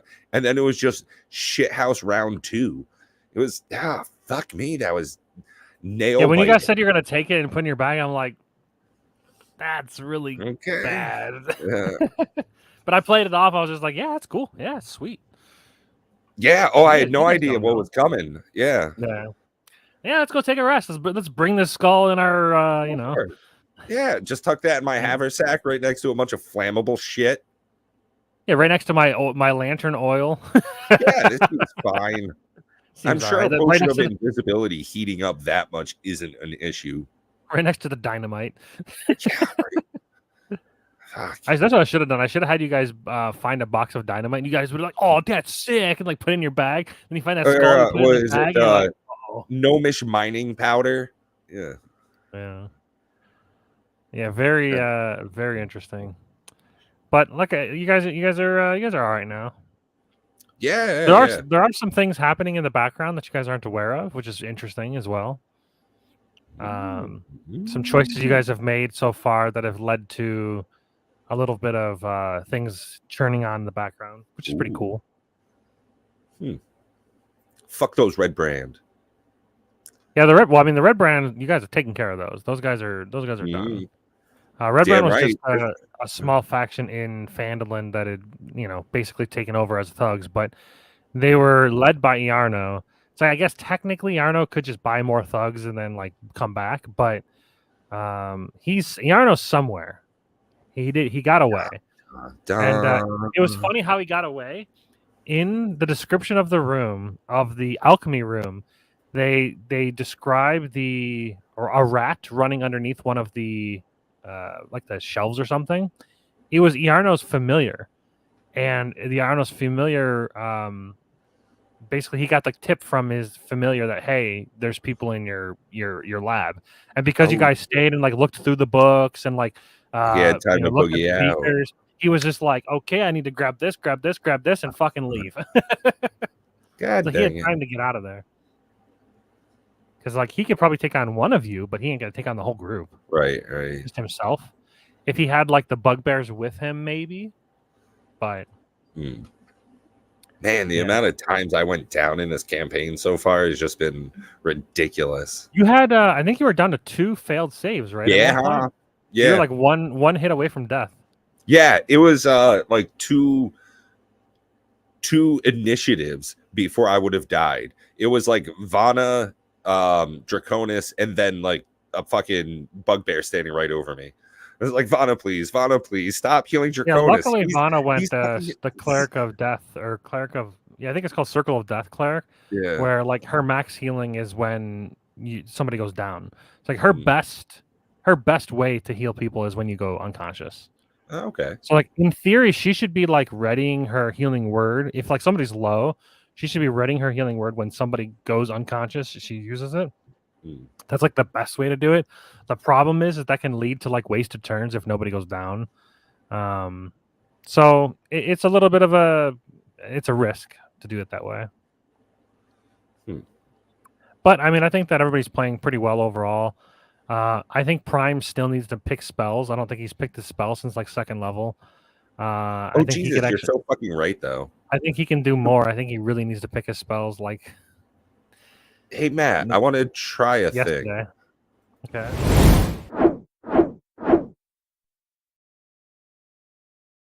That work. Huh. The only thing you probably need to do is you need to lower the volume on it, which might be Okay, yeah.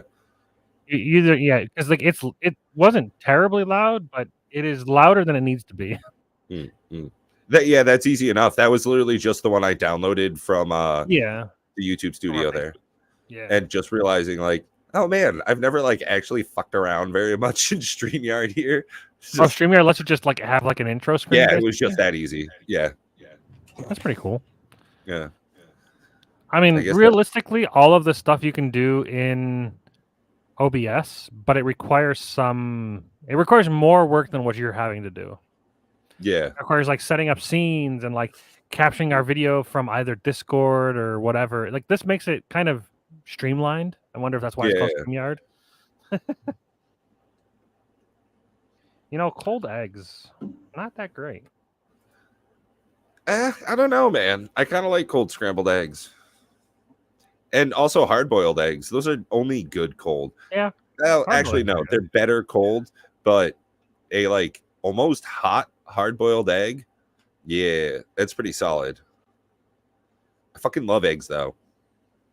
Oh, I ever tell you I ate an ostrich egg? Oh, yeah. It was. There are a couple of pictures on, I think, my Facebook still. I bought it off the internet, and it was, number one, not very good. It was a big pain in the ass, and you're just. It was the experience. That's the whole thing. Actually, I think. Oh, I nailed it. Okay, so because Dual Brain told me where it was. Watch time for subscribers not subscribed 72%. That's about right. Yeah, ostrich egg. Oh, you did it recently? No, this was a while ago, but these things is just like, I mean, it's hard as balls. Yeah. I actually had to drill a bunch of holes in it and then break it with a fucking hammer. Yeah. This was really fun. What did it taste like? Eggs. Tasted like a big fucking, it tasted like egg. Just one. Yeah. Singular. It was, this one, Anne was the one that sold it to me. We got to know each other just like by emails and stuff. New Mexico. There's about equivalent to 20 large eggs. Yeah. And how much was it? I think it was about $90 all in all. Holy shit. Yeah, but that's a lot for just an egg. I mean, I get it, but it's also like, something like, I'm gonna have this for like ever. People turn that shit into art too. It's like a whole thing. It's nice to like, I have it as a display piece because it's just a cool fucking thing to have around. People are like, why? What? No, that's kind of me though. That's a very Pat thing to do. Sure. I ate a mealworm once. No, I mean, yeah. It was sauteed in garlic and butter at a bug festival, and like they were sitting there sauteing them, and they're like, "Any volunteers?" And like everybody else was just like looking around. I'm like, Okay, I guess I'll do it. And then 2 other people followed me up there, so I Mm. sparked a little bit of Adventure in other people. yeah. I've eaten all sorts of weird shit. Literally things I know I shouldn't talk about on the podcast here, but like growing up, we ate all sorts of different bugs and stuff. What? Okay, when I went to Vietnam, I can share these stories. I had frog like 5 different times. Really fucking good, honestly. Listen, I It heard is. frog legs were good though. Yo, frog legs are really good. Frog in Sure, they taste general just is like chicken. No, it doesn't though. Like it has a mouthfeel similar enough to like really juicy chicken, but then it has uh a more like fishy taste to it, but not like fish. You know, almost like the like tilapia or cod or some bullshit. Let's see, I had pigeon. That was actually like in a fancy restaurant. All of that was in like nice restaurants. It's so funny. Okay, so I was on my wife at the time. We were there visiting her family, and we went out with some other people that we had met to like a nice dinner. And I was like, "Oh my, they've got like pigeon on the menu. This is going to be great." And she says to me, "Get 2. They're smaller than you think." It's like, but then I mean, Were they let's smaller? see. Oh yeah, pigeon's like wicked small. Yeah, like the size of a quail or yeah, I can't think of another reasonably small bird like that. There are some things that I see on the different food shows that I watch. Mhm. There's one guy, he like travels the world, and his like slogan is like, "If it looks good, eat it." And I'm like, dude, 80% of what you eat does not look good. Does My not guy. look good to you. Yeah. He's eating like balut and like fucking just Yeah. Okay. So yeah. Okay. There's no. Okay. Like I said, I was on vacation in Vietnam, and it was about 9:00, 9:30 or so. It vacation, so it was like I'm not going to sleep right now. I'm always like, well, if you want, we can go get some street food. So we go, and this is like 5-10 minutes down the road from her house, and there's just a lady on the side of the street. You know, everybody's sitting out on these tiny little stools and like munching down on something. And I go up, and they're just boiling eggs, like all different kinds of eggs. I'm like, what the fuck's going on? She's like, it's egg. You like eggs?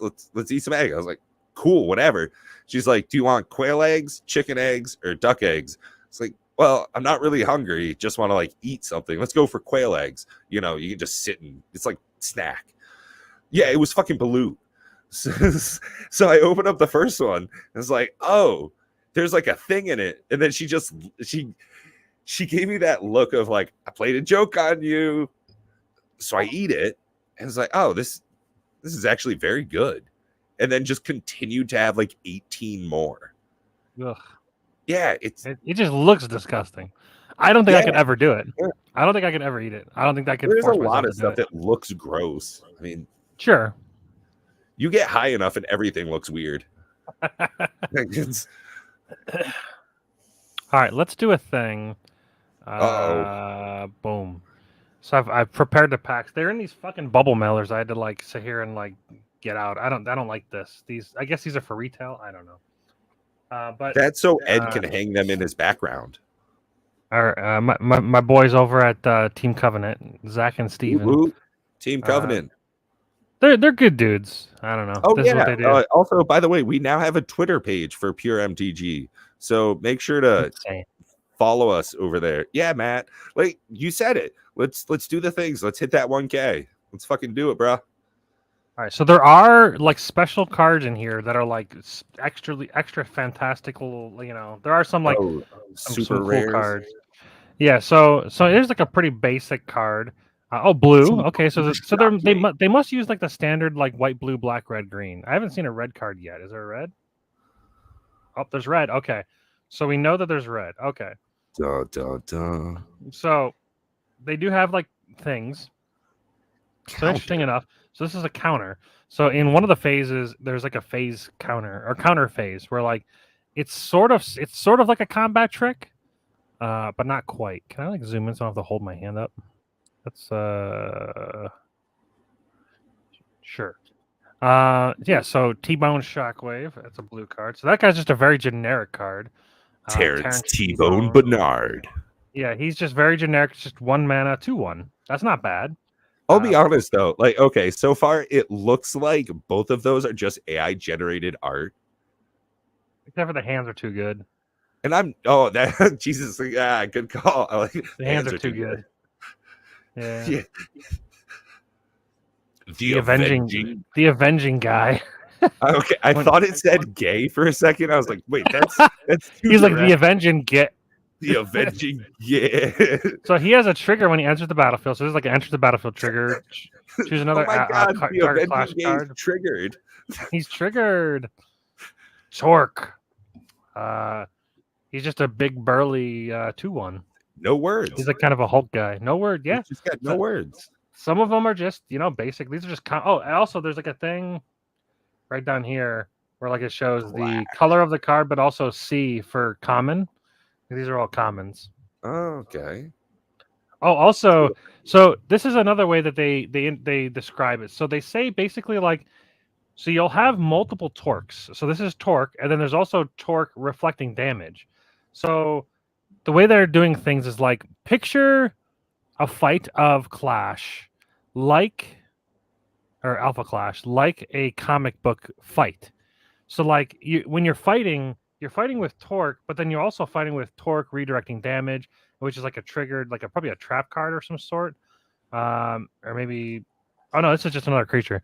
But anyways, like picture it like scenes of a fight where you're like, you could actually play your contender, but then you can play your like there's the magnate, then there's like the scheming. It's like the magnate, scheming master, or something like that. Or like he's also the magnate. So you're seeing like different versions of the magnate in like different like times, I guess. Not times, not like time periods, but time like There's like different emphasis as you're going through the battle itself. So this one's trigger, defeat, draw a card. That's pretty good. When this card, this is a little hard to read actually. I will say, with like without any kind of like backdrop or behind the text. I guess in person. It's easier to read not on camera, but yeah, okay. So I guess if I pull it up, so when this card is obstructed by one or more of your opponent's clash cards, increase this card's attack power by an amount equal to the total attack power of all cards obstructing it. That's actually insane. So obstructing is basically like, so okay, so if my battlefield looked a little bit like, say it looked like this, in order to attack, you turn it. In order to attack, you turn it sideways. Similar magic thing. Classic magic. I think there is a vigilance, but I'm not entirely sure, so don't quote me on that. But okay, so say this was the field. So this is attacking. It turns sideways. So say this is attacking my contender. You can either attack a card that is obstructed, or you can attack a contender, and then you could obstruct with a card. But if you obstruct with it, it turns it sideways, and then they battle. And then like you compare their that's not a monster. Okay, so they battle. So you compare their attack versus their defense, and in this case, they trade unless there's a combat trick. Yeah, it's very simple, I think, but I think that there's a lot of complexity in the way that the phases work. Okay, yeah. So for this, for Torque, he gets like juiced by a bunch of blocking. That's kind of wild. So you don't want to block. You don't want to obstruct him a lot. Yeah, just take the one of one. Right? Yeah, just take the one and just move on. Oh, another Torque, Raging Force. So he's angry it's like now. the fat Iron Man. No, it's just the color. It does. Or fat Superman. Or not Superman. Fat Santa. It kind of looks like Santa Claus. Oh yeah. The jumper. I don't know. So two mana for a what do they call it? Energy? I don't know. 2 resource cost. Enrage 1. When this card is dealt non-clash damage, it gets +1/+0 until end of turn. For each non-clash damage it was dealt. So you'd have to like pump them up to get crazy. Also there's this. Cool. So this is a Clash Ground. So there are Clash Grounds. Basically, they're locations of Earth. So this is New York Earth. There might be other locations there. I'm not 100% sure, but there might be other locations like not on Earth. But so far they have all been on Earth, to my knowledge. And Oh yeah, I could see some of these guys like fighting in space or something. yeah, in space and somewhere, because there's other like there's like the Galactic Race or whatever they're called. It was on the back of the pack somewhere. Back of the Whatever pack? those blue fucks are. Yeah, They refer to themselves as blue there's the fucks. progenitors and the harbingers and the discarded and rogue. So I don't know. I haven't seen any of those so far. It's just been alpha, alpha, alpha, alpha, alpha. That's a card. Oh, whatever that is. I don't know what the hell that is. One of the discarded? It's a rogue. No, it's a rogue. Rogue. Yeah, so that's a rogue. Okay. So, anyways, back to the Clash thing, the Clash grounds. So, Clash grounds, you can only be in one Clash ground at a time. And say if I play my Clash ground, we're all in the Clash ground.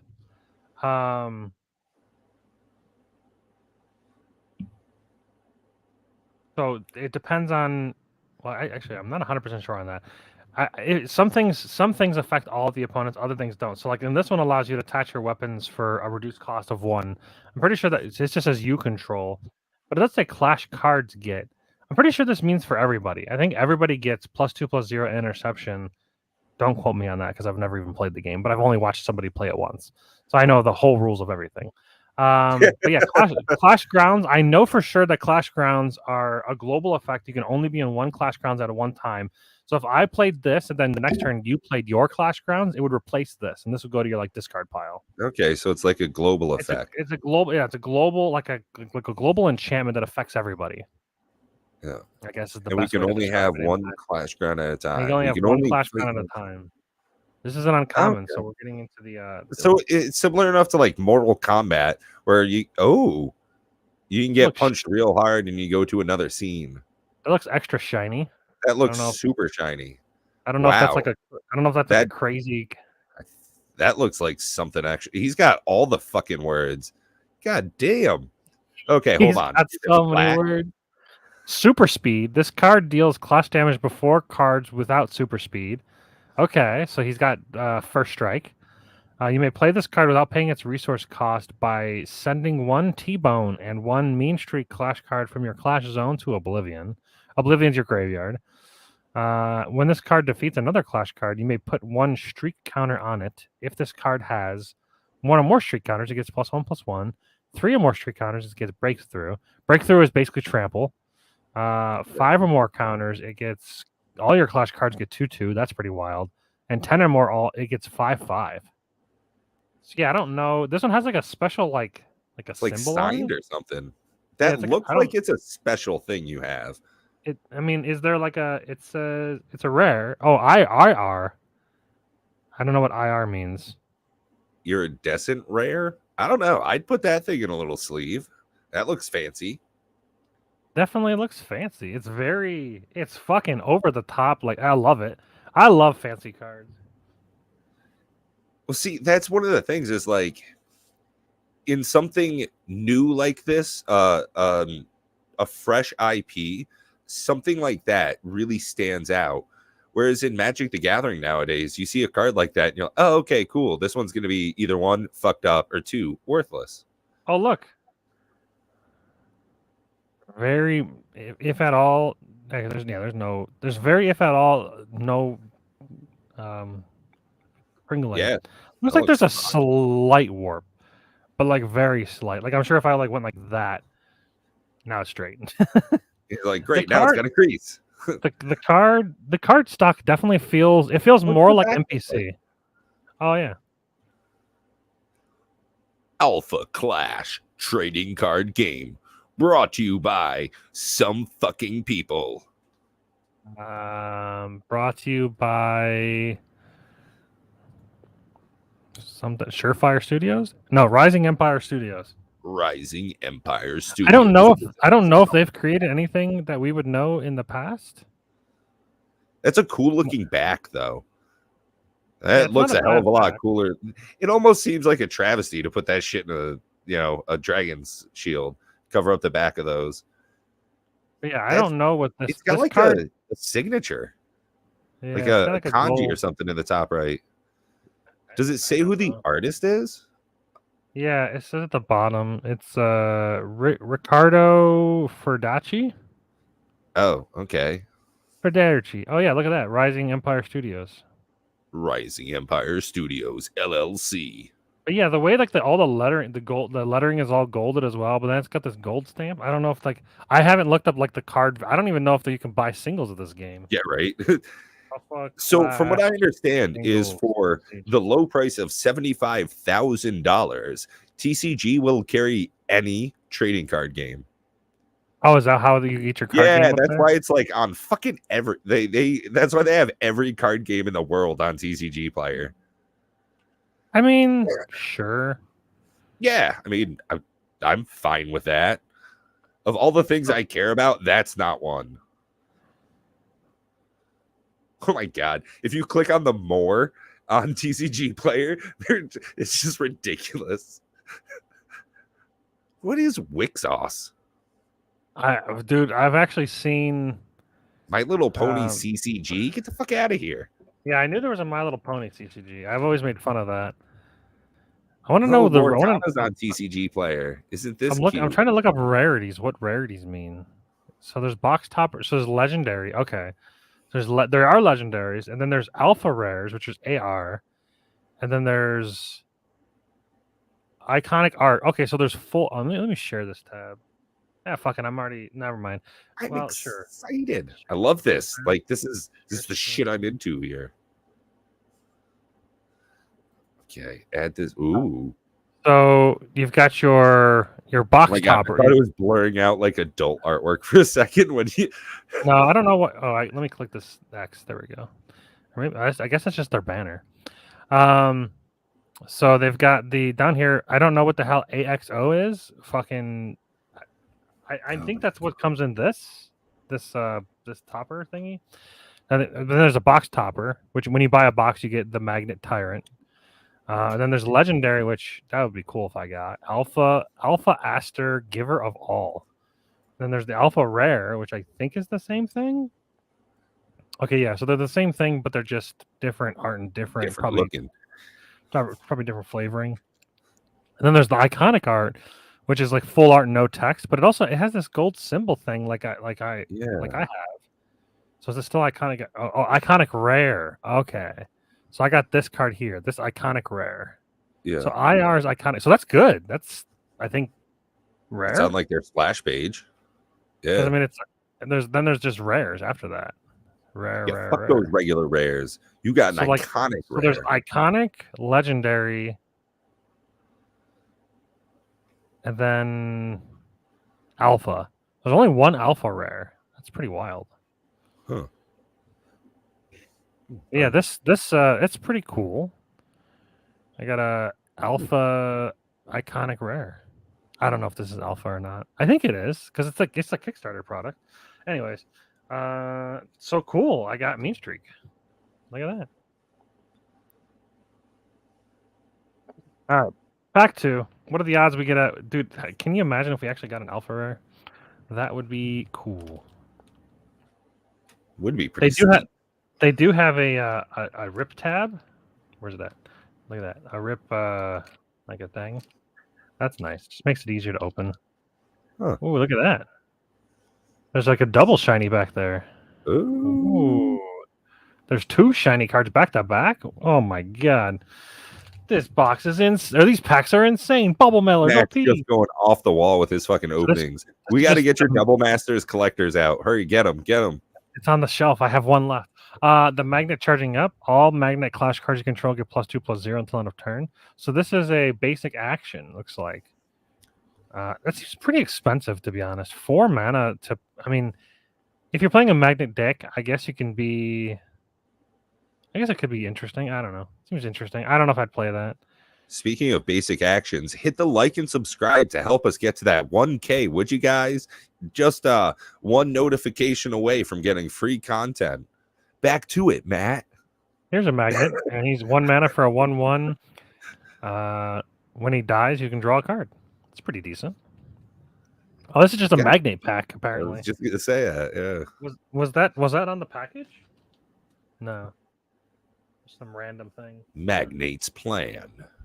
The magnate's plan: send target accessory to oblivion. Okay. Yeah, so accessories are like equipment, basically. So this is a disenchant, basic, or not a disenchant, a naturalize.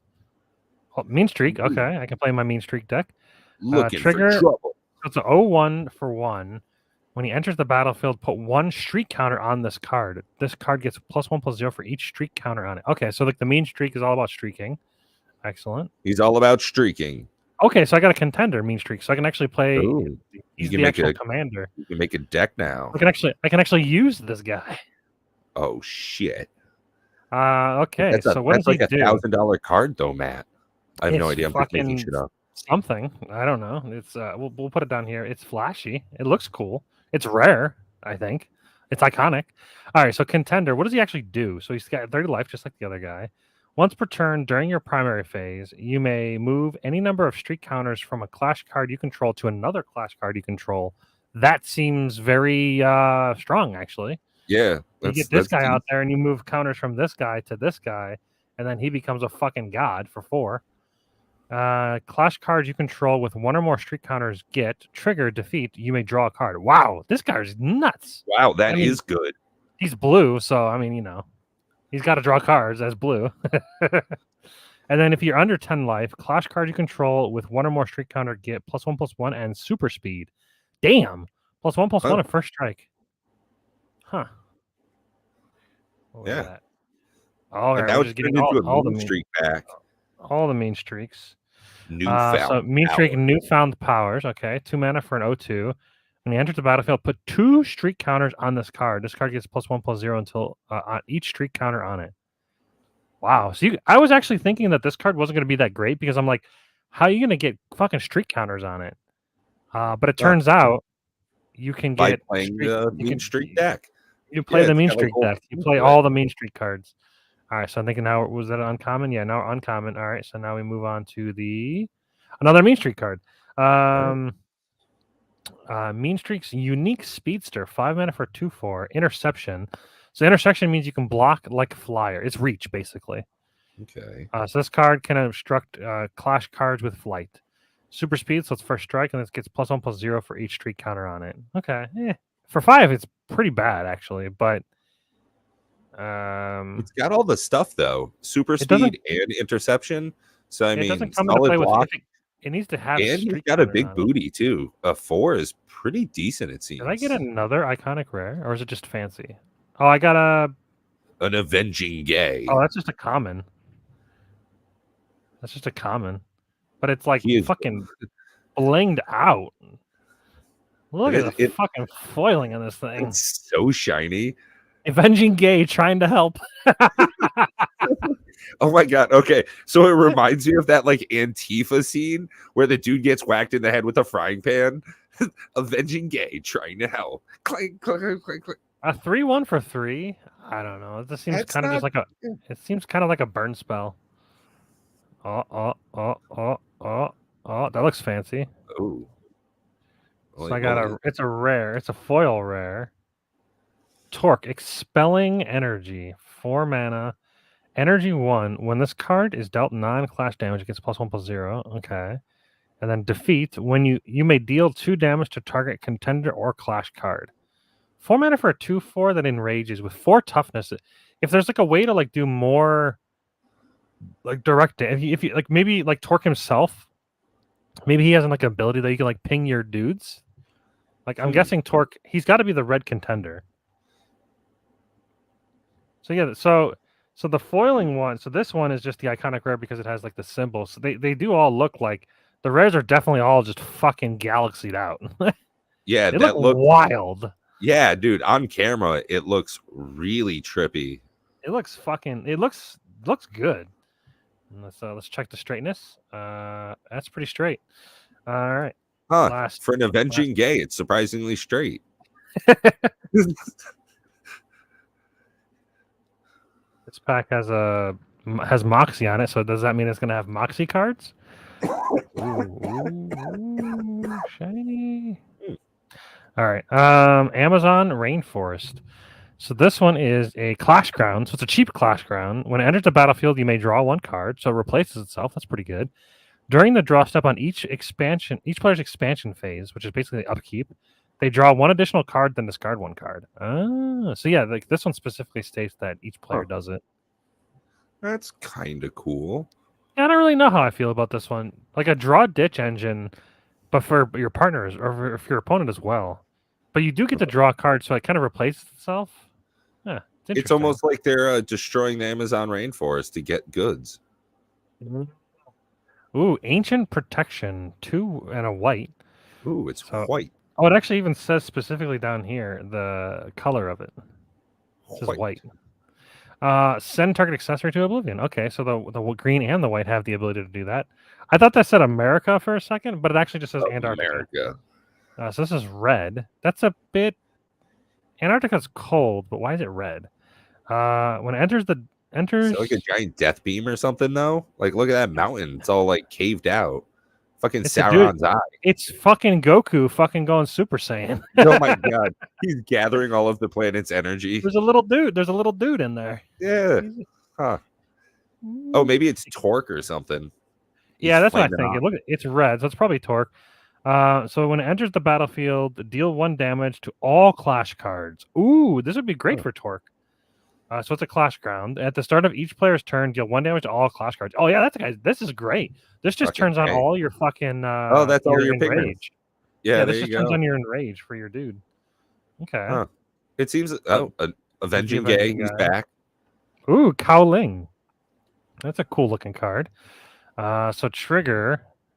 Enter the battlefield. You may reveal the top 3 cards of your deck. If you do, you may add an accessory with an initial resource cost of 4 or less from among them to your hand. Put the remaining cards in the bottom of the deck in any order. It's a rogue card. The art on these are great. Like they're very like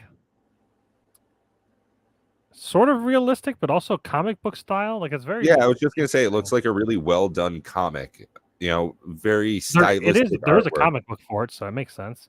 Haven, 1 mana, 1/2. You may draw a card when it enters the battlefield. Very simple. What is it? The Renovated Helper.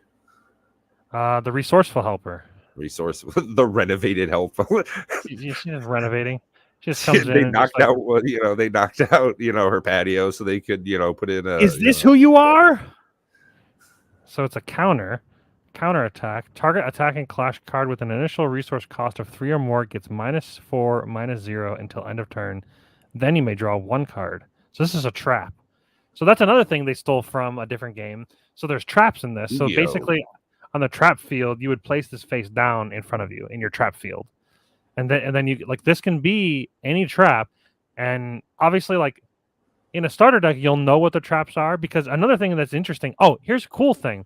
So when you're discarding your cards for your mana, if you're playing multiples of a card, it gives more clues of like what's not in their deck, which I thought was interesting. It's like if they play 2 of these and one of them they're using as their mana, you don't know whether or not they have the second one. Like, is that the same trap or is it a different trap? I don't know. I thought it was very interesting. So yeah, this one gets all right. Ooh, another iconic rare. Wow, really? Shiny. Yeah, it is IR iconic rare. Look at that. What is it? Clarity.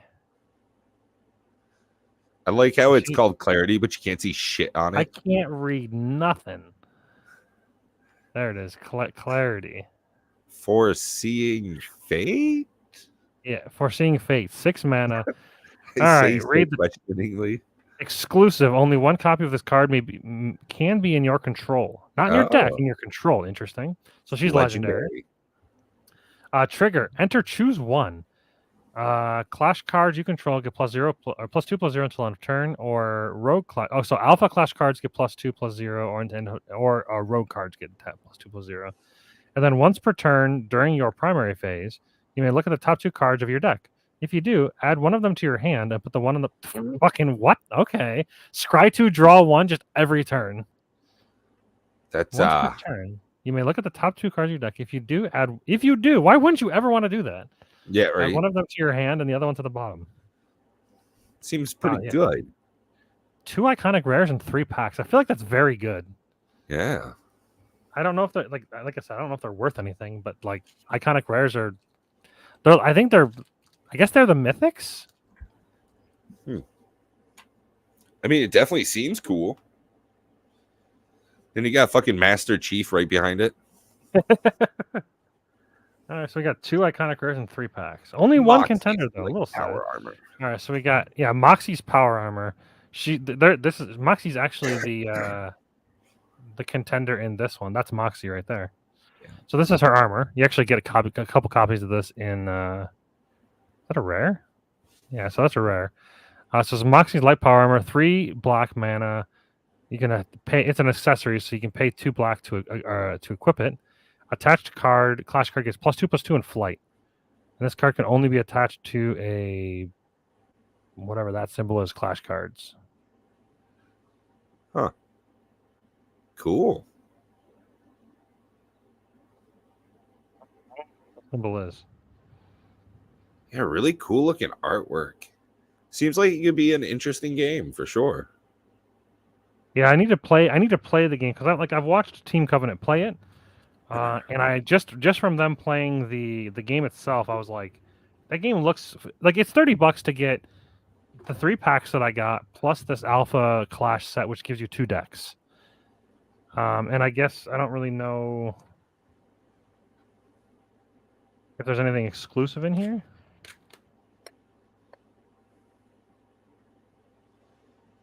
We can open it up. That's it. Very simple. Nothing crazy there. You've got this is one of the contenders. Okay, so they are fancy as well. Yeah, nice Moxie ready to hunt. And then you've got the Magnate. Magnate. I keep wanting to say the Magnet.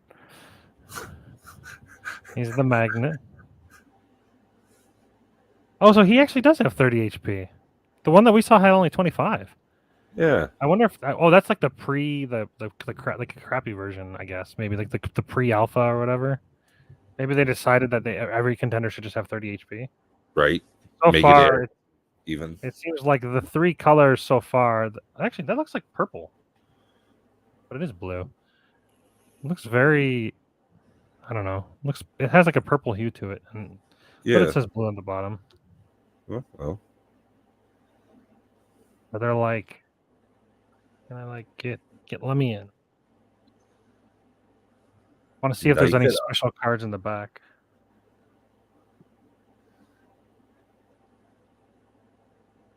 He just puts a big X right through the front card. Like, slice. There's definitely there's actually look at all the shinies in the back. Wow, that artwork right to the edge too. Yeah, that's one thing. This is what I like about Ashes Reborn, Phoenix Reborn. They do this as well, where the art goes all the way to the edge. So when you fan out a card like this, you actually get really cool. That'd actually be cool if this actually made a picture. If you did that. Oh right. Oh shit. Yeah. That would be pretty cool. So Denver Earth, Clash Ground. Yeah. Denver. Yeah. United Nations headquarters. So this is one that we already pulled. 2 of those. Captain Maxine Riggins, just a 1-mana 2/1. Nothing to see there. She's cute though. 3 of them, 4 of them. Oh, yeah. Moxie, Maxine. I get it. Moxie preparing for battle. When it enters the battlefield, draw a card. 1-mana 1/1. That's not bad. 4 of those bad boys. Yeah, Sergeant Weber, 2-mana 2/2. I'm sure you get 4 of those. That guy's gonna die early. Weber's Binoculars. These things are busted. So this is an equipment, 1 mana. You can attach it for 1. Whenever the attached clash card attacks, you may engage this card. So you can turn it sideways. You only use it once per turn. If you do, look at the top 3 cards of your deck. You may reveal an accessory or clash card with an initial resource cost of 2 or less from among them, and put them into your hand. Put the remaining cards at the bottom in any order.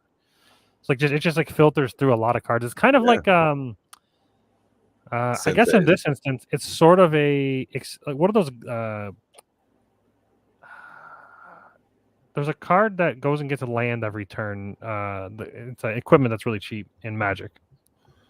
Oh, Sword of the Animist? Sure. There's a cheaper one, but Explorer Scope, that's the one I'm thinking of. Oh.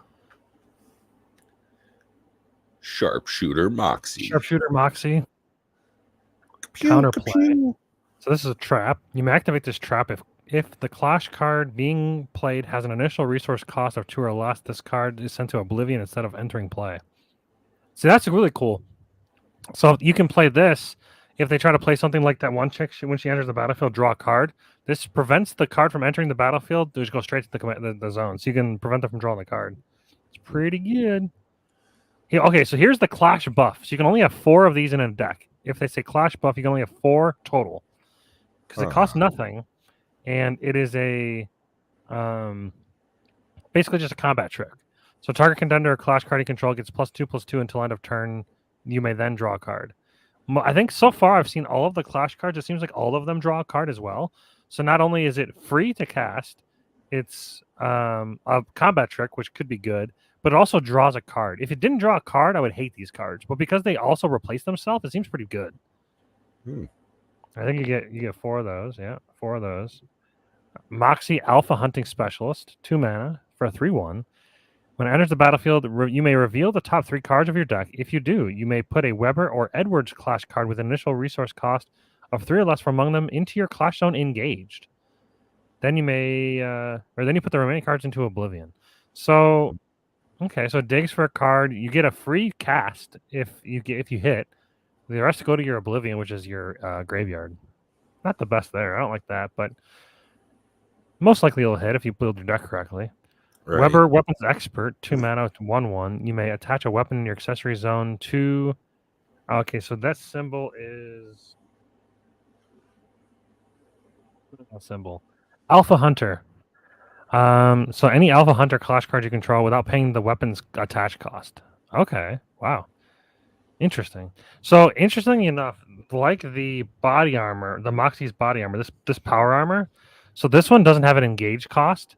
So you actually can, with Moxie, wherever she went, one of her abilities is you get to move a weapon for free once per turn if she's below 10.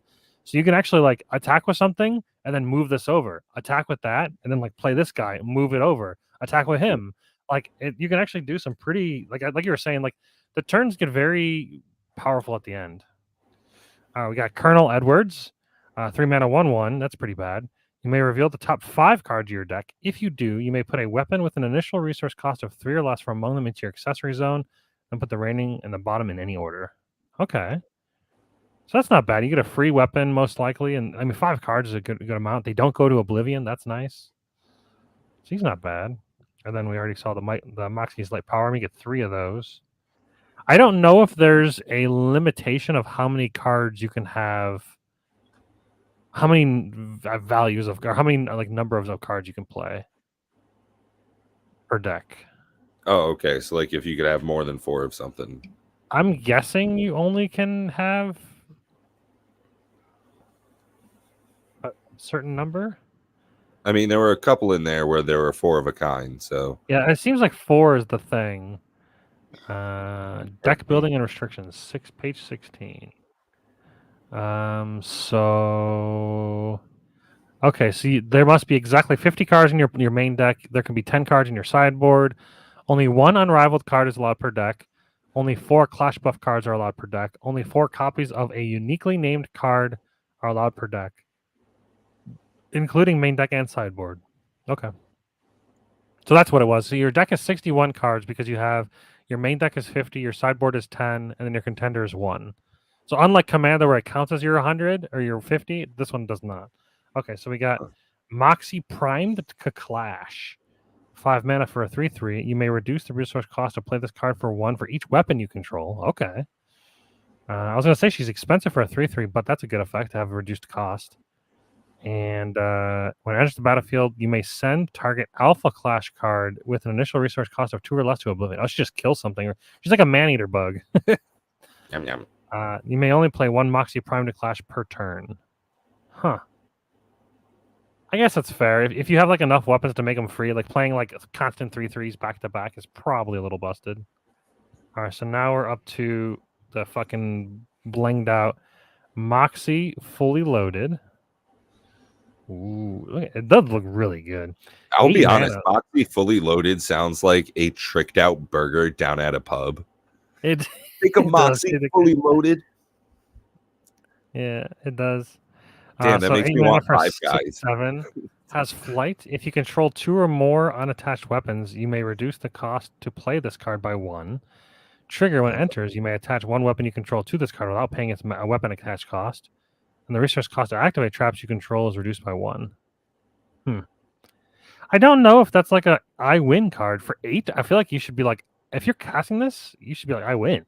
Yeah, that But I mean, I seems guess a you can little play bit it for lackluster for 7. that. I mean, it is a 6/7 with flight. Flight is like, if you don't have interception, you can just punch their commander for 6 right off the Oh rip. my god! Contender. Try and read the words at the very bottom of the card, though. Just Oh, as at black? just the right angle, you can see them, but otherwise, it's just so blinged out. Yeah, it Because just they're gold. I can actually Yeah, you can it just disappear. All right, so how many of those? 3 of those. And then we've got Moxie's heavy power armor, heavy power armor. Yeah. So 4 mana, 3 to attach. Attached class card gets +4/+4 in flight. That's pretty good. Damn. Trigger when it enters the battlefield, deal 1 damage to your contender. Okay, so it pings you for a little bit. If you control 3 or more Alpha Hunter Clash cards, this card costs 1 less to attach, and it can only be attached to Alpha Clash. Oh, there is a random card in the back of the thing. Interesting. The mean shit. Because this isn't in the deck. Like, yeah, this. Oh, is this the EXO AXO? Yeah, it is. Okay, AXO. So, what does this guy do? Mean Streak Finishing Blow, 7 mana for a 5/5, exclusive. I wonder if that's what AXO means, exclusive. When he enters, put 1 streak counter on each clash card you control, then ready all clash cards you control with initial resource cost of 3 or less. Wow. And when he attacks, draw a card or target opponent discards a card. See, that's a win card. Like, that's 7, but it's like a 5/5 that does a bunch of shit when it enters the battlefield. And it synergizes with it, and then it has a trigger when it attacks, which you get to do right away. Yeah, that does seem pretty beefy for the price. 7. That's pretty good. So that means that there's seems like you got a pretty cool mean streak deck coming along. I'm gonna buy a box of this almost certainly. I am afraid though this is gonna follow the same kind of issue that Flesh and Blood is gonna have, where like I don't really have anyone to play with. So that's unfortunate. Like trying to find people to play with is gonna be like the hardest part of this game, because I think it's a really cool game, but there's plenty of really cool games that don't really get any show. So what's in the back? It's just the Magnate. So there's only 1. Okay, so yeah, I guess there's only 1 special card. Huh. Oh, per bundle or whatever. That must be like a promo card, basically. Because it looked like on the actual website itself, it did look like there was only 1 AXO card. Because there's a P, which is Box Topper, which I don't understand how P means Box Topper, but okay. Then there's a legendary card, and then there's Alpha Rare, and then there's just a bunch of iconic art, iconic rare, and then another legendary. Looks like maybe there's a legendary per color, maybe? Oh, that's it. Can't believe I got 2 iconic rares in 3 packs. I think that's crazy. I think we already looked at him. I already looked at Amazon Rainforest. I shouldn't separate these. These are actual decks. We already looked at these. Oh yeah, this guy's just a 1 mana for a 2/1. Sonaro. Sonaro seems to be a character as well, because there's like a falling Sonaro. We already the Cunning Planner. So he's just a 1 mana 1/1. You draw a card when he gets killed. He was planning it all along. Sonaro. Now you make plans. Send target accessory to Oblivion. Yeah, okay. Power Overflowing. So that's his buff card. So you can only play it if your contester is green. So yeah, +2/+2, draw a card. So it seems like all the buff cards are the same. I have to imagine they change eventually, or they will change. Destructive Arrival. Counter attack. Send target attacking clash card with an attack power of 2 or less to Oblivion. So it's a quick card. So unlike a counter and trap, this is a quick. So I guess there must be a phase in the middle of attack, or like there must be like a response phase or something. Because I know there's a counter phase. There's the Avenging Gay. Only 3 of him. It's okay. I got plenty of them. Magnate's Trap. So what does his trap do? 2 mana. Counter attack. Send target attacking clash card with initial resource of 2 or less to Oblivion. Then that controller's card discards a card. Controller discards 1 card. Ooh, discard seems interesting. Because a discard is more... I think it's discard's more powerful in this game because it not only is there a card in their hand, but it's also mana. So in order to get to like these 8 mana costing cards, if you're playing a card if you're playing a card and you're playing a card as mana every turn, you're playing 2 cards every turn. Eventually, you won't be able to get to 8. Right. So like there's like the resource management you have to go through as well. Like trying to get to 8, I feel like is rough.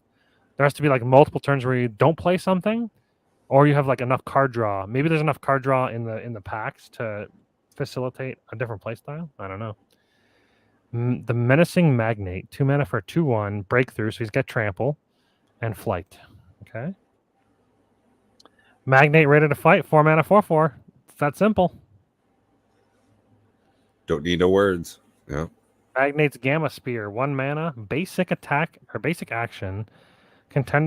Target Magnate control contender or Magnate Clash card you control gets +1/+0 until end of turn. Then you may draw a card.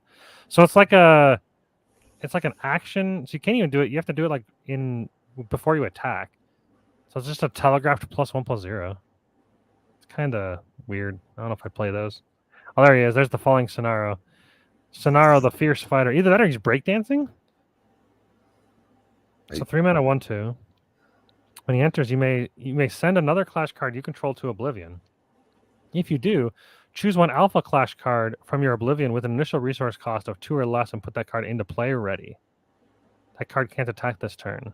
Huh. So it's like a reanimator spell. Maybe he can like spin really fast and that makes him fierce. He's like breakdancing super quickly. Yeah, I don't know. Magnate. Oh, look at him grabbing a missile. What a god. What up, hillbilly? It's the Unwavering Might. 5 mana for 4/2. If you control 4 or more Magnate Clash cards, you may play this card from your hand without paying its mana cost. Wow. That seems pretty good. 4 more Magnate cards. You definitely have to play like all the Magnates then. And then when he enters, he also draws a card? Yeah, that's pretty solid. I like free cards or discounted cards. And then you got Magnate, the Undisputed, 8 mana, 7/6. He's got to be insane, right? He's got to break it all. Yeah. Off factor 2. When this card enters the play, all Clash cards you control get all you don't control get -2/-0. They're all like, oh shit, man, it's Magnate. Breakthrough. So he's got trample. Undisputed. This card can't be defeated during a clash on your turn. Oh, so he's like indestructible on your turn. And if you control 2 or more Magnate Clash cards, you may reduce the resource cost of plays by 1. Huh. That seems good. Yeah, that seems pretty strong. Fucking 3 of them. 3 of those bad boys. They're so flashy. Yeah, this game seems cool. Yeah, interesting. I'm very intrigued. I'm very intrigued to play this. I'm hoping, like, I don't know, maybe one of these days, my buddies will come over. We can play. They've canceled the last like 2 Thursdays. It's been rough. Oh, that's so we got to play Magic. Yeah. Well, we'll have to try and get some games tomorrow. 2 iconic rares. Yeah, on Wednesday, if we don't, since we're not playing D&D, we could probably do maybe some Commander or something, or something. But yeah, 2 iconic rares. Very cool. I feel like I got my money's worth, but I have absolutely no idea because who knows what the hell this shit's worth. Yeah, right. Absolutely no idea. I don't think there's a place on the internet that's selling singles that I found, at least. Oh, but Jesus. For 30 bucks, I wouldn't even know. I mean, I got Facebook. 2 full decks. Maybe eBay? Oh, yeah.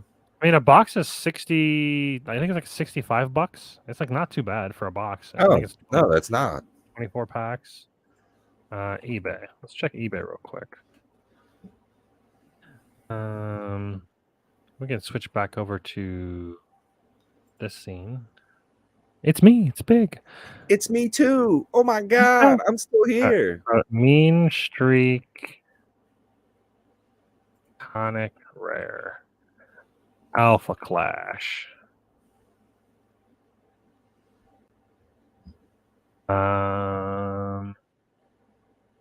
Hey, they're on the internet.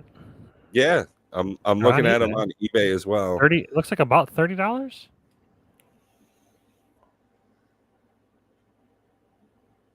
Huh.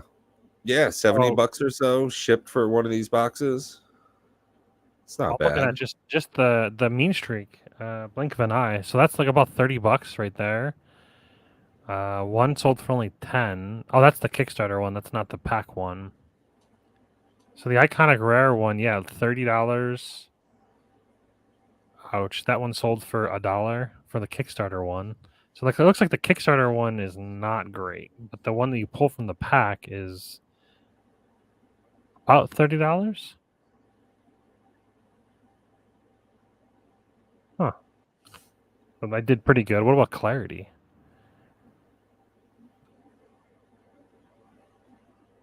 Clarity. Clarity's like $20 to $30. Okay.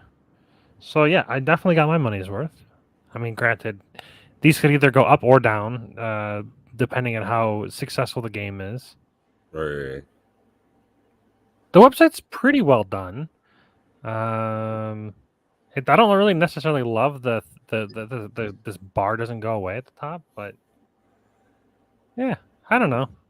But yeah, I came across this game from Team Covenant. They do these things where they just play games I've never heard of, and I watch them, and I'm like, you know what, sorcery. Honestly, I don't.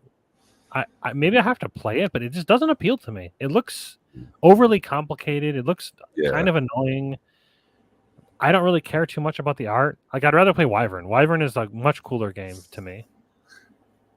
And that's a game from like 1994, and the boxes look old, and it like I'm never going to experience in my entire lifetime opening an alpha box of Magic, but I can open an alpha box of Wyvern from 1994 for fucking $100. Yeah. So you know what? I'm happy with that. So yeah, Mean Streak, huh? Mean Streak is And just like opening a box of Magic cards produced nowadays, you won't get your street value worth in it. So who cares? It's just about the experience, having fun. I've made money doing this. It's insane. It's very rare nowadays. Right. Well, hey, we've been going pretty long, bit over 2 hours at this point. So I think this is a good time to call it for the evening. Yep. Thank you, everybody, for sticking it out this evening. Best wishes to Bob and his family, and look forward to seeing everybody next week. Until then, take care of yourself, take care of your family, love as much as you can, and stay frosty, cowboy. Yeah, check out new games, support new games, and also like and share. 50 more subs to 1K. Hit that